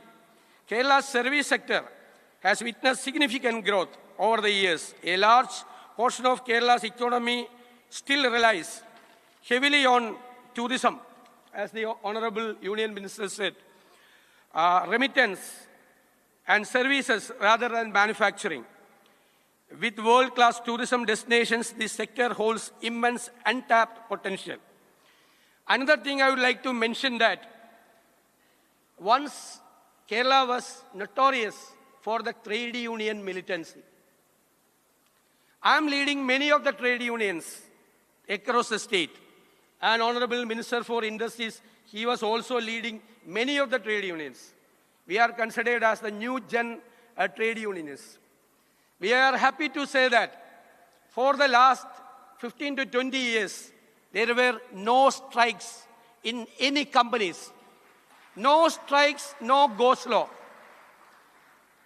The leaders of the major trade unions are here. CITU and INTUC and other unions. I am very thankful to them also. They are also supporting. Now we are advising the laborers that you work hard. You make the company profitable. Then we will bargain for you. Now we installed the production incentive.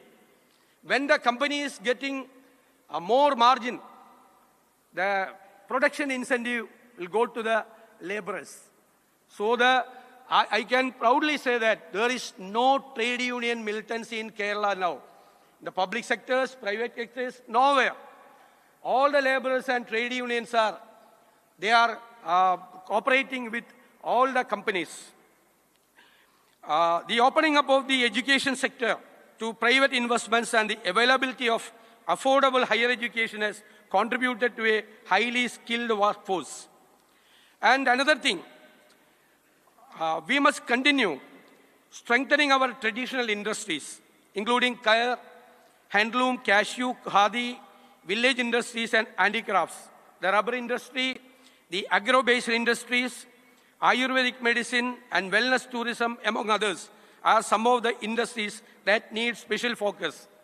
As we look into the future, Kerala must embrace sunrise industries such as artificial intelligence, 3D printing, the Internet of Things, the machine learning, blockchain. These cutting-edge sectors will define the next phase of industrial and technological revolution, and Kerala must position itself as a leader in these domains. In conclusion, Kerala stands at a critical juncture where both traditional strengths and new age industries must work in harmony to drive economic progress by fostering an investor-friendly climate, enhancing infrastructure, and leveraging our unparalleled human capital. We can usher in a new era of industrial and economic prosperity. I once again welcome all investors and stakeholders and assure you of our unwavering commitment to making Kerala an attractive and thriving destination for industrial and business growth. Thank you.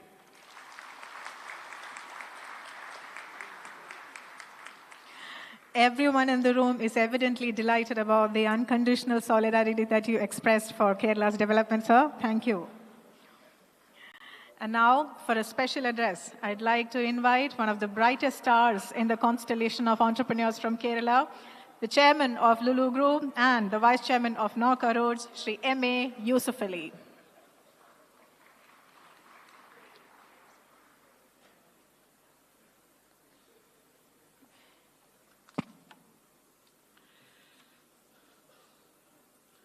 Honorable Chief Minister of Kerala, Shri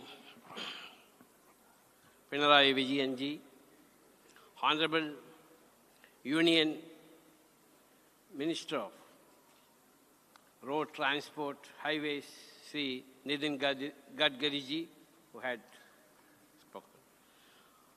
Honorable internationally popular Honorable Union Minister of Commerce and Industry, Shri Piyush Goyal ji, Honorable Union Minister for Skill Development, Shri Jayant Chowdhury ji, grandson of Chowdhury Charan Singh,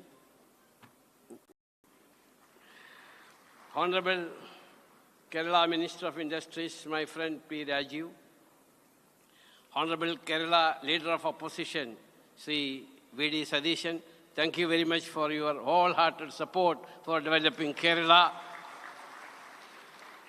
And my friend, my brother, Member of Parliament, Mr. Abdul Wahab, representing, I think, Indian Muslim League, and also Mr. Bashir. My brother, His Excellency Abdullah bin Tuk, UAE Minister of Economy, His Excellency Abdullah bin Adel Fakhru, Minister of Industry and Commerce, Kingdom of Bahrain, my friend Devi Pillaji, other distinguished guests, diplomats, dignitaries, global investors, industry experts, policy makers, captains of industry, invitees, and my dear friends, brothers and sisters. I sincerely appreciate Government of Kerala for conducting this landmark event to showcase Kerala's potential to the world. Oh, I forgot to mention my very dear friend Karan Adani and also my friend Sanjeev Puri. Sorry. I'm sure this event will be a great platform to display Kerala's vibrant investment climate, strategic advantages, and the huge opportunities for investors in this state. Today, Kerala is among the top investor-friendly states in India. Many previous restrictions and regulations in the industrial policies have been removed. The state is today ranked number 1 and ease of doing business reforms in the country. It has consistently topped social indicators. The state's competitive advantage lies favorable location, excellent infrastructure, connectivity, progress policies, and attract investors in a large pool of skilled, educated, and dedicated young workforce. Kerala has today become a hub for innovative investments, offering an excellent ground for enterprises seeking long-term growth and sustainable future. India, under the dynamic leadership of our Honorable Prime Minister, Narendra Modi ji, is on the way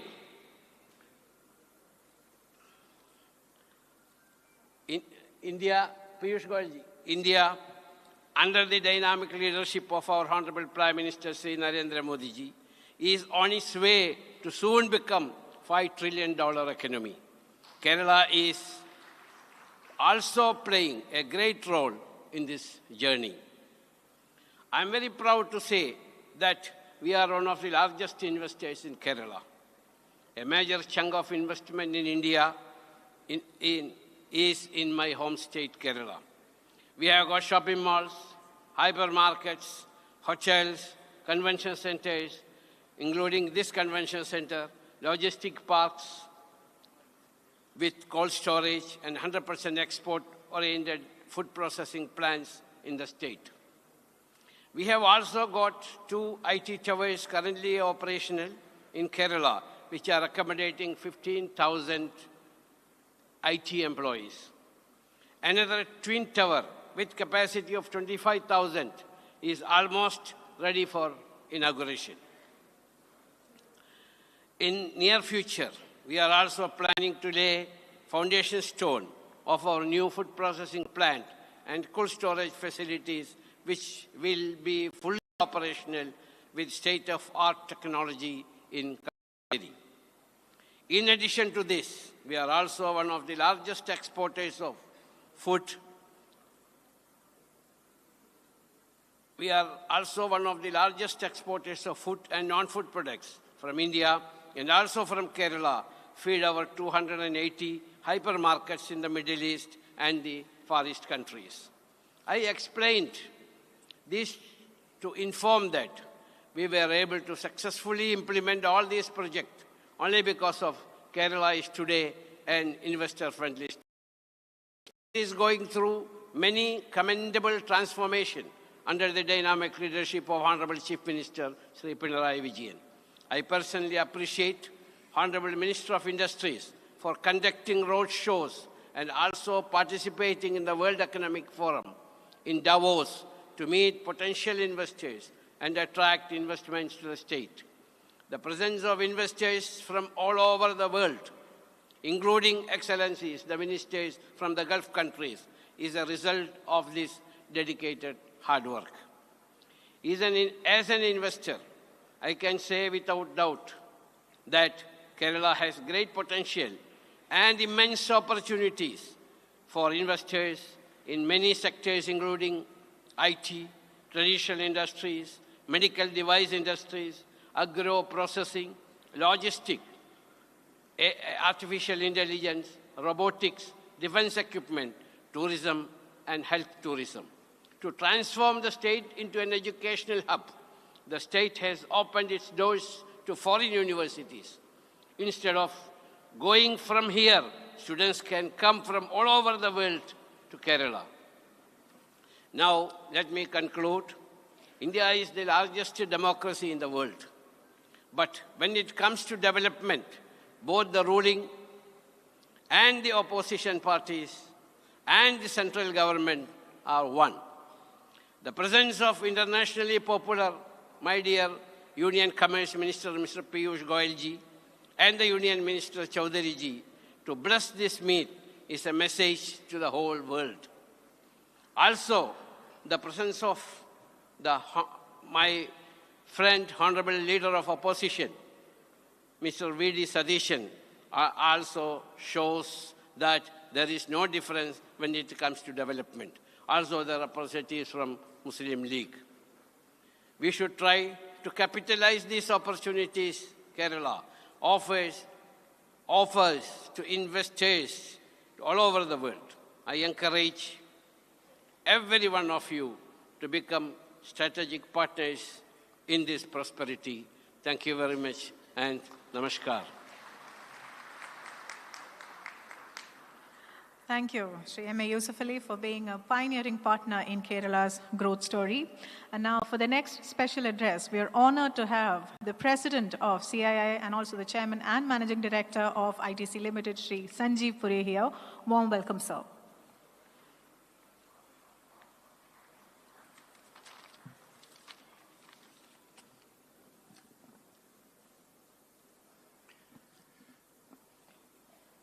Honorable Chief Minister, Shri Pinarayi Vijayan ji, Honorable Minister of Commerce and Industry, Shri Piyush Goyal ji, Honorable Minister of Skill Development and Entrepreneurship, Shri Jain Chaudhary ji, His Excellency Abdullah bin Tawq Al Amari, Minister of Economy, UAE, His Excellency Mr. Abdullah bin Abdul Fakhro, Minister of Industry and Commerce, Kingdom of Bahrain, Minister of Industries, Law, Goyal, Shri Rajiv Ji, and Honorable Leader of Opposition, Shri V.D. Satyashesan. Colleagues from the industry, Excellencies, dignitaries on and off the dais. It's indeed a privilege to be here, to have this opportunity to share some perspectives at this gathering where the energy is palpable. We can see that the alignment is complete and the commitment from everybody, particularly the government, to foster economic progress is complete. And I'd like to thank the Honorable Chief Minister for inviting CII to be a partner in this summit. We all know that the Indian economy is the fastest growing in the world. It's a beacon of hope and promise. It has seen tremendous transformation over several years on account of very purposeful policies. And similarly, we're also seeing Kerala is emerging as a very important investment destination within the country. And all this is an outcome of the tremendous work that has been done in the state to make it investor-friendly. I think the credo of nature, people and industry signifies a very progressive and futuristic vision to balance out and create holistic growth, which is very, very important in today's time. The industry is not surprised that Kerala has the top rank for ease of doing business because the industry has been witnessing the terrific amount of work happening in the state. And what is also praiseworthy and notable is that the reforms are continuing. And it is on account of such policies that is making Kerala a very important knowledge-based economy, attracting industries, particularly in sectors that require higher skilled manpower. Of course, Kerala has much more to offer, and it has much more to offer in all the sectors of the economy, agriculture, manufacturing, and services. And given its policy focus, given the strategic location, natural resources, and the availability of a talent, I think Kerala gets positioned extremely well. Honorable Chief Minister, the CII in Kerala has been working very closely with your government on policy-related matters through the CII Consultative Forum, and we deeply appreciate your ministerial colleagues and senior officials from the government for their very receptive to our inputs, and that has enabled the industry to be able to offer constructive suggestions for the development of the state. There is much that Kerala has achieved under your leadership, Honorable Chief Minister, but let me just mention a couple. I think what is remarkable is the manner in which Kerala has emerged as a vibrant hub for startups. It has a very supportive ecosystem, and it's a pioneer among states to create a focused policy for startups and in fact link it with incentives to students. In fact, another first, it's a first of a kind, largest electronic hardware incubator and ESDM facility in the country. And startups in Kerala today are getting global recognitions, and there is no doubt that this will become a very thriving and vibrant sector, creating enormous amount of employment. Another very remarkable ecosystem is in Kerala is the support to the micro-entrepreneurship. Kudambashri, a shining example of poverty eradication and women empowerment programs, and has developed many micro-entrepreneurships in the state. Honorable Chief Minister, CII recently launched a new Center of Excellence on Livelihoods and Employment, focusing on promoting micro-entrepreneurs in India. And I'm happy to share with you that CII would be launching later today a program promoting hundreds of micro-entrepreneurs in Kerala, which will help in building a strong entrepreneurial base at the bottom of the pyramid. CII is also working with the state government in conducting industry-led employment exchanges, linking youth with job and career opportunities through the CII Model Career Centers. We are working with the Kerala Knowledge Economy Mission to enhance employment opportunities for youth in Kerala, and this project aims to impact 2 million youth in Kerala. CII has also undertaken to start an international hospitality institute at Angamali in collaboration with EHL Switzerland and with the support of CII members. Honorable Chief Minister, as I conclude, I take this opportunity to once again congratulate you for your dynamic leadership, for your visionary policies, innovative ideas that are transforming Kerala. CII remains committed to partnering the state and offering constructive suggestions. There are many areas that we are working on and we would like to do so, but I just thought we will mention out three which CII believes hold immense promise in the state and we would like to work on is to promoting high-tech manufacturing exports from the state. Would like to work also with the dynamic NRI community and knowledge leadership for encouraging setup of global design and capability centers in Kerala. And we would also like to work on, or rather suggest a strong mobility platform for skilling with the state government and partner countries present here. With these words, I once again thank you for the privilege of being a partner and like to reiterate our commitment to be a partner in the state's socio-economic transformation. Thank you. Thank you, Sri Sanjeev Puri, for expressing the strong allegiance with Kerala's dreams on behalf of CII. And now, for the final special address, I'd like to invite the Managing Director of Adani Ports and Special Economic Zone Limited, Sri Karan Adani.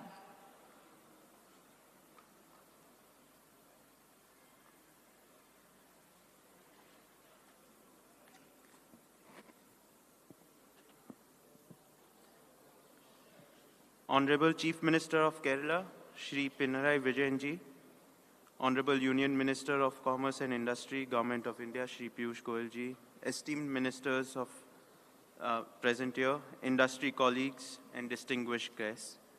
I'm honored to address this esteemed gathering at the Invest Kerala Global Summit 2025. Honorable Chief Minister, under your leadership, Kerala is undergoing a remarkable transformation. The state has emerged as a leader in ease of doing business and a global startup hub, a testament to your administration's vision. Beyond business, Kerala is a model for human development. The LIFE project has provided lakhs of houses for the underprivileged, and Kerala's disaster management capabilities are admired across India. Under Honorable Prime Minister Narendra Modi's vision of Viksit Bharat, India is advancing towards unparalleled economic and infrastructural growth. A developed India requires strong regional economies, and Kerala is a prime example of how strategic investments can fuel progress. Kerala's global trade legacy dates back centuries. The ancient port of Mucheri was a vital hub connecting Rome, Egypt, and China, making Kerala a center for spice and gold trade. Today, Vizhinjam continues this rich, placing India at the heart of global commerce. At the Adani Group, we are proud to contribute to this new era. Our journey with Vizhinjam Port began in 2015 under the leadership of late Oman Chandiji, and today, under Shri Pinarayi Vijayanji's leadership, it is becoming a reality. Vizhinjam, which is strategically located along the world's busiest shipping lane, made history before commissioning, made history by docking the largest container vessel to ever touch Indian shore with a capacity of 24,000 containers. Adani Group has already invested 5,000 crores in Vizhinjam Port and we are committing an additional investment of 20,000 crores. This is not only India's first transshipment hub, but our vision is to make Vizhinjam the largest transshipment port in this part of the region. Further, we will be expanding the Trivandrum International Airport from 4.5 million to 12 million passengers with an investment of 5,500 crores. We will also be setting up a logistics and e-commerce hub in Cochin and also increase our cement capacity in Cochin. In total, the Adani Group is going to invest 30,000 crores in the next 5 years in the state of Kerala. In the words of our chairman, Shri Gautam Adani, the infrastructure sector is all about building assets for the nation and nation building. Kerala is emerging as a model of development and progress, and we at Adani Group are honored to be part of this journey. Thank you. Jai Hind.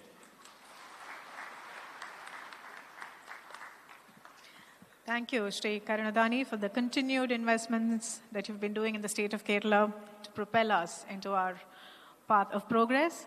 Before we progress to our official vote of thanks, I'd like to take a moment to request our Honorable Chief Minister to present a token of our appreciation to all the dignitaries on stage.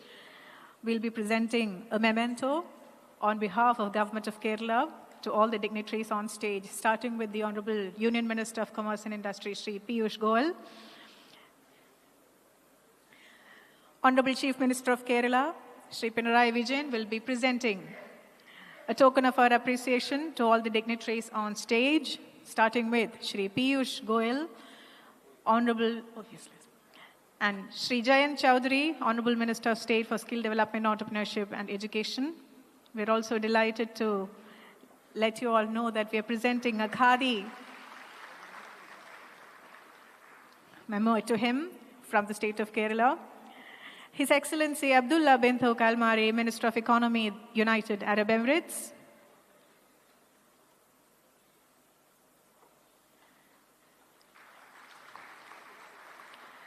His Excellency Abdullah bin Adel Fakro, Minister of Industry and Commerce, Kingdom of Bahrain.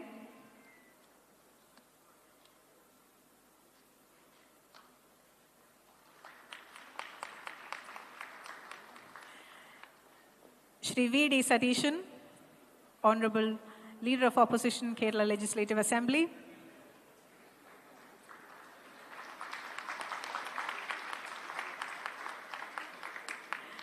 Shri M.A. Yusuf Ali, Vice Chairman, Norca Roots.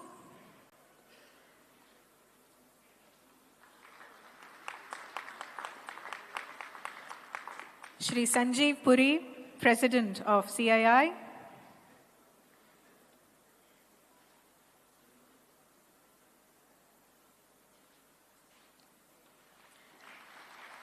Shri Karan Adani, Managing Director, Adani Ports and Special Economic Zone Limited.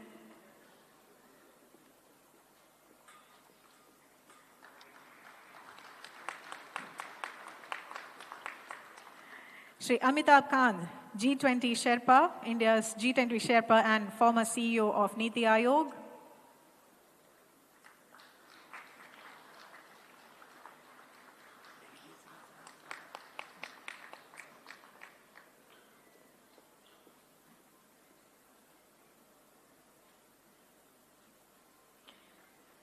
Shri P.V. Abdul Wahab, he's just left. Shri Adib Ahmed, Lulu Financial Holdings.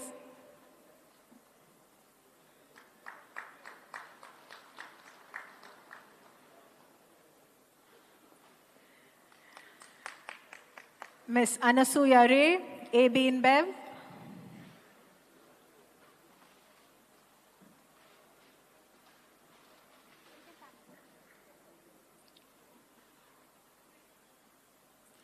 Shri Anil Ganju from HCL Tech.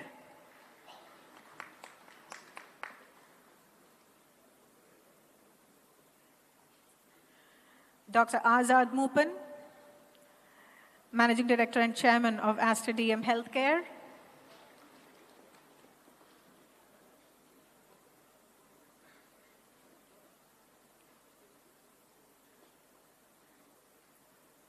Shri Jean Main from Main Group,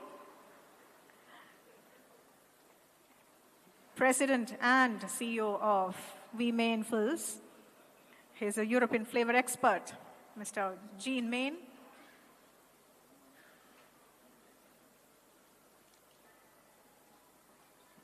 Shri T.S. Kalyanaraman, Managing Director of Kalyan Jewellers and Kalyan Developers.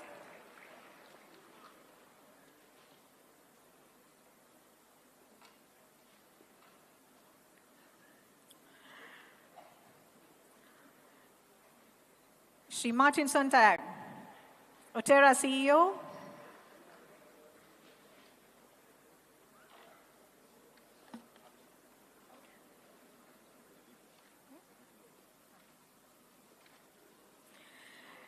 Shri Ravi Pillai, Founder and Chairman of RP Group.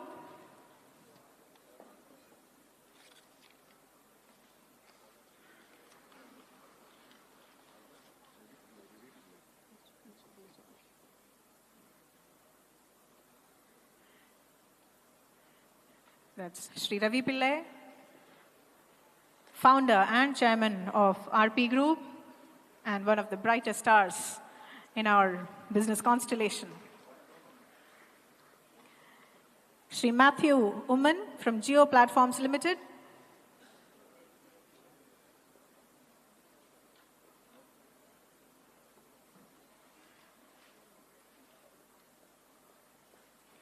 Shri Mohiddin Mohammad Ali from Gulfar Group. He's a Vice Chairman of Gulfar Engineering and Contracting Group, Shri Mohiddin Mohammad Ali.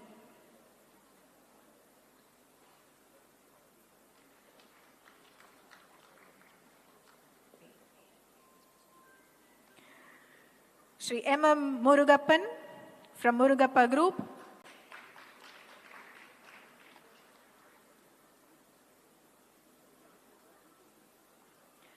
Shri Shashi Kumar Sridharan,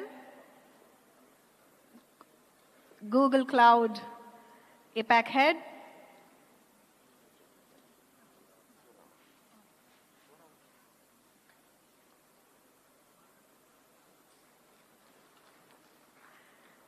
Ms. Shri Priya Srinivasan from IBM.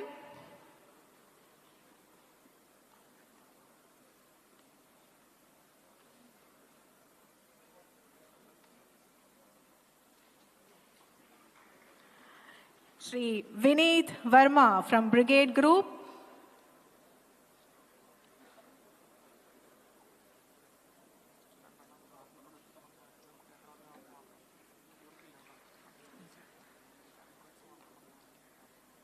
Shri Sharafuddin Sharaf, Vice Chairman of Sharaf Group.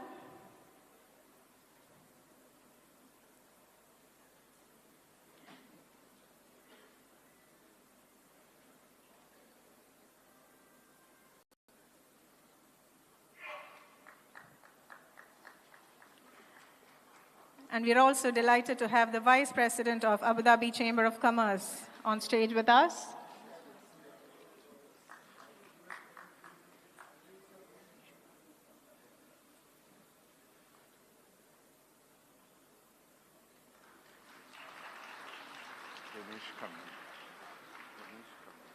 Shri Ramesh Kannan. Sure. Oh. Honorable Minister just got back after a video conference with an international investor. Very glad to be hosting that stage for you. Thank you. Thank you, sir. And we'll be presenting a token of our appreciation to Piyush Goyal ji now.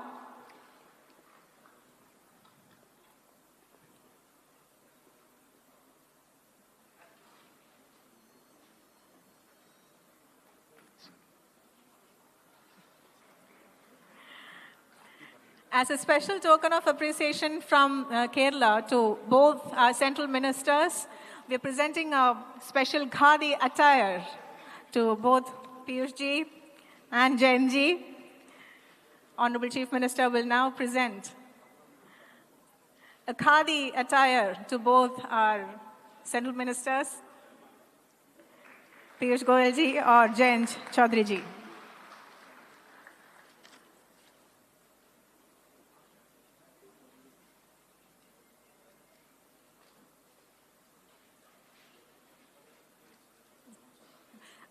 Jayant Chaudhary ji. Thank you. Thank you, everyone. We request all of you to be seated. And now, for the vote of thanks, I'd like to invite Principal Secretary, Industries Department and Revenue Department, Shri APM Mohammed Hanish, IAS.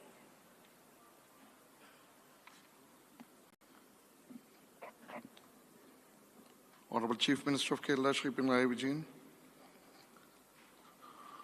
Honorable Union Minister of Commerce and Industry, Government of India, Shri Piyush Goyal ji. Honorable Minister of State for Skill Development Independent Charge, Shri Jitin ji. Honorable Minister for Industries, Law and Coir, Shri P. Rajiv.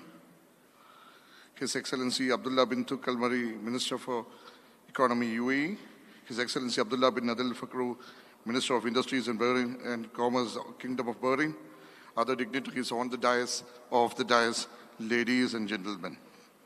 We are witness to a momentous occasion this huge audience has been witness to when Kerala redefines itself to change the nature of business. Nature, people, industry is being propagated, and we strive to take off on this path.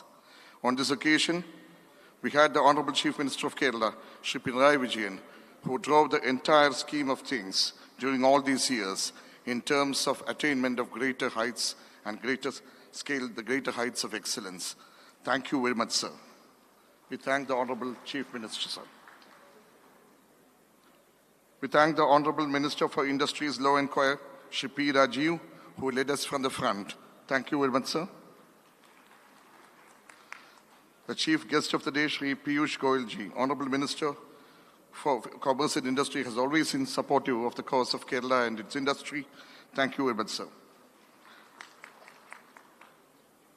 We thank the Honorable Minister of State for Independent Charge for Skill Development, Shri Jain Chowdhury ji, for having taken enormous deal of interest in matters related to Kerala. Thank you very much. We have with us our guest of honor, His Excellency Abdullah bin Tuk Al-Mari, Minister of Economy, UAE. Thank you very much, sir, for coming yourself and also for leading the substantial United Arab Emirates delegation and all the members of the delegation. Thank you very much, sir. His Excellency Abdullah bin Adil Fakru, Minister of our Industry and Commerce, had come along with high-ranking officials. Thank you very much, sir.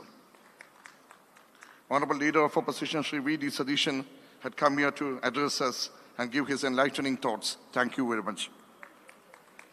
Shri M.A. Yusuf Ali, Vice Chairman, Norca Routes. Shri Sanjeev Puri, President, CII, Chairman and Managing Director, ITC Limited. Shri Karan Adani, Managing Director, Adani Ports and Special Economic Zone Limited, had been here and gave their special addresses. They had really been kind of piloting the cause of Kerala's industry. Thank you very much to all of you.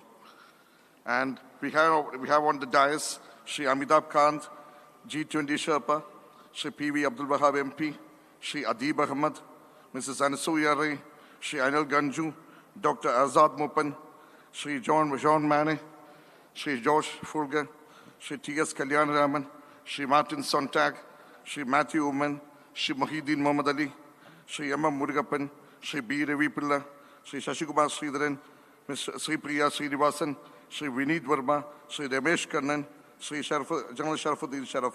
We have on the dais the Honorable Ministers, Shri V.N. Vasavan, Shri M.B. Rajesh, and Shri Saji Charian. Thank you very much, sirs, to all of you. Shri G.R. Anil, Honorable Minister for Food, is also present here. Thank you very much, sir. And we have our local MLA from this place, Mr. Shri K.N. Unikrishan. Thank you very much. And also the Kochi Mayor, Shri K.N. Anil Kumar. Thank you very much to all of you. And we have had lots of persons supporting us, in fact. I would just read out the list of the persons, just the persons. The UAE delegation, the Vietnam delegation, and the Australian delegation had come in very handsome measures, absolutely contributing towards our cause. Thank you very much. The diplomats, who include His Excellencies, the ambassadors, consul generals from 26 countries across the globe, perhaps the highest for any state in all the state-level conclaves that have been held in the country so far. We have had the highest number of foreign countries taking part. Thank you very much to all our friends from abroad. And we have our officers from Government of India, Government of Kerala, additional chief secretaries, principal secretaries, and officers from various parts. Thank you very much to all. We have our MLAs, MPs, the public representatives, trade union leaders. We have our media, we have our exhibitors, the partner countries, 5 in number, Vietnam, Australia, Malaysia, and France, and hundreds of students supporting us as volunteers. The Abu Dhabi Chamber has his vice president has come over here, and we have our sponsors as well. I would read out finally, we have to certainly, in fact, we had our invitees, special invitees, speakers, and also the partners. The substantive role has been played by Confederation of Indian Industry and the Federation of Indian Chamber of Commerce and Industry, as well as the various trade bodies, very powerful trade bodies across the state. Thank you so much. And in fact, we have with us, of course, everything happens ultimately with the kind of finances that we have. And certainly, State Bank of India, Federal Bank, RP Group, Bharat Petroleum, Cochin Shipyard Limited, Cochin International Airport, then the Gokulam Group, then Aster, Bridgeway, MFAR, KGA, Kalyan, VGuard, and we had all these institutions sponsoring us in a handsome manner. Thank you very much to everyone. In fact, we have had thousands and thousands of requests for attending this program. Ultimately, it crossed 5,000 as well yesterday night when we had to stop and say, sorry, thank you so much. We were always guided by the Vice Chairman of the Planning Board and all the learned members of the Planning Board. They are also present here. Thank you very much, Sri V.K. Ramachandran and his colleagues here. We have everybody, the best and the brightest of the state over here. Thanks a lot. Certainly, we intend to take this forward. It's an exciting journey. We have had the tours across the state, across the nation, and across the globe, and going to the World Economic Forum in Davos as well after a lapse of 19 years. Certainly, we intend to translate these aims, aspirations, and hopes to wonderful realities. Let's stand hand in hand and see to it that a new Kerala, a new Kerala, and an absolutely new model of development is created. Thank you very much, and thanks a lot to all of you. Please stay back for the next 2 days and see to it that all 30 sessions, absolutely event-filled, absolutely intellectually packed, 30 sessions are made successes. Thank you very much, and good luck and good day.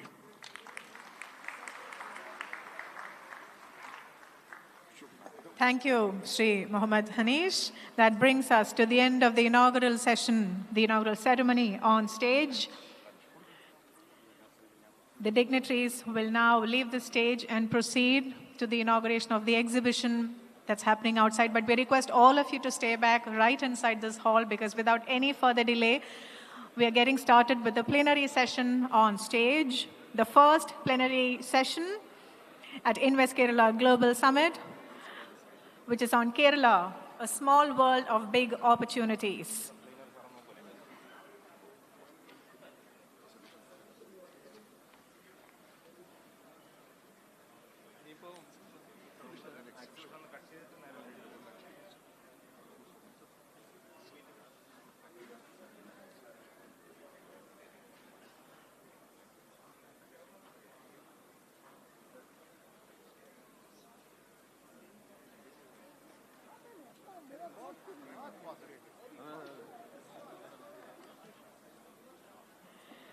The stage is now going to be quickly reset for our next session, which is the plenary session on Kerala, which is a small world of big opportunities. We request everyone to stay seated in the hall. Can we have the seating rearrangement done quickly for the next session, please?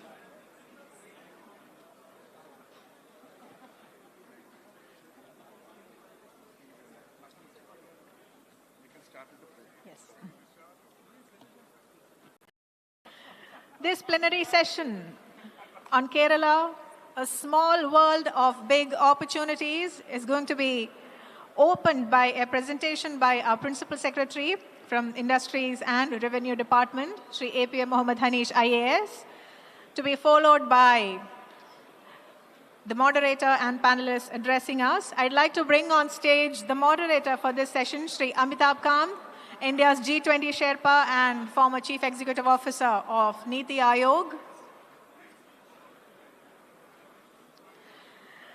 being joined on stage by panelists, Ms. Anasuya Ray, Vice President, AB InBev, Shri Anil Ganju, President and CGO of HCL Tech, Shri Ashwani Gupta, Chief Executive Officer of Adani Ports,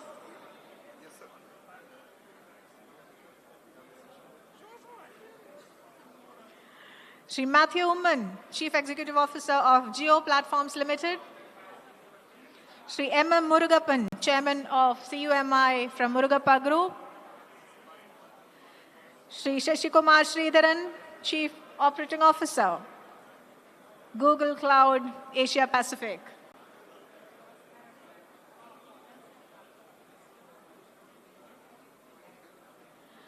The curtain raiser presentation for the plenary session on Kerala, a small world of big opportunities, is going to be done by Shri APM Mohammad Hanish, IAS, our Principal Secretary.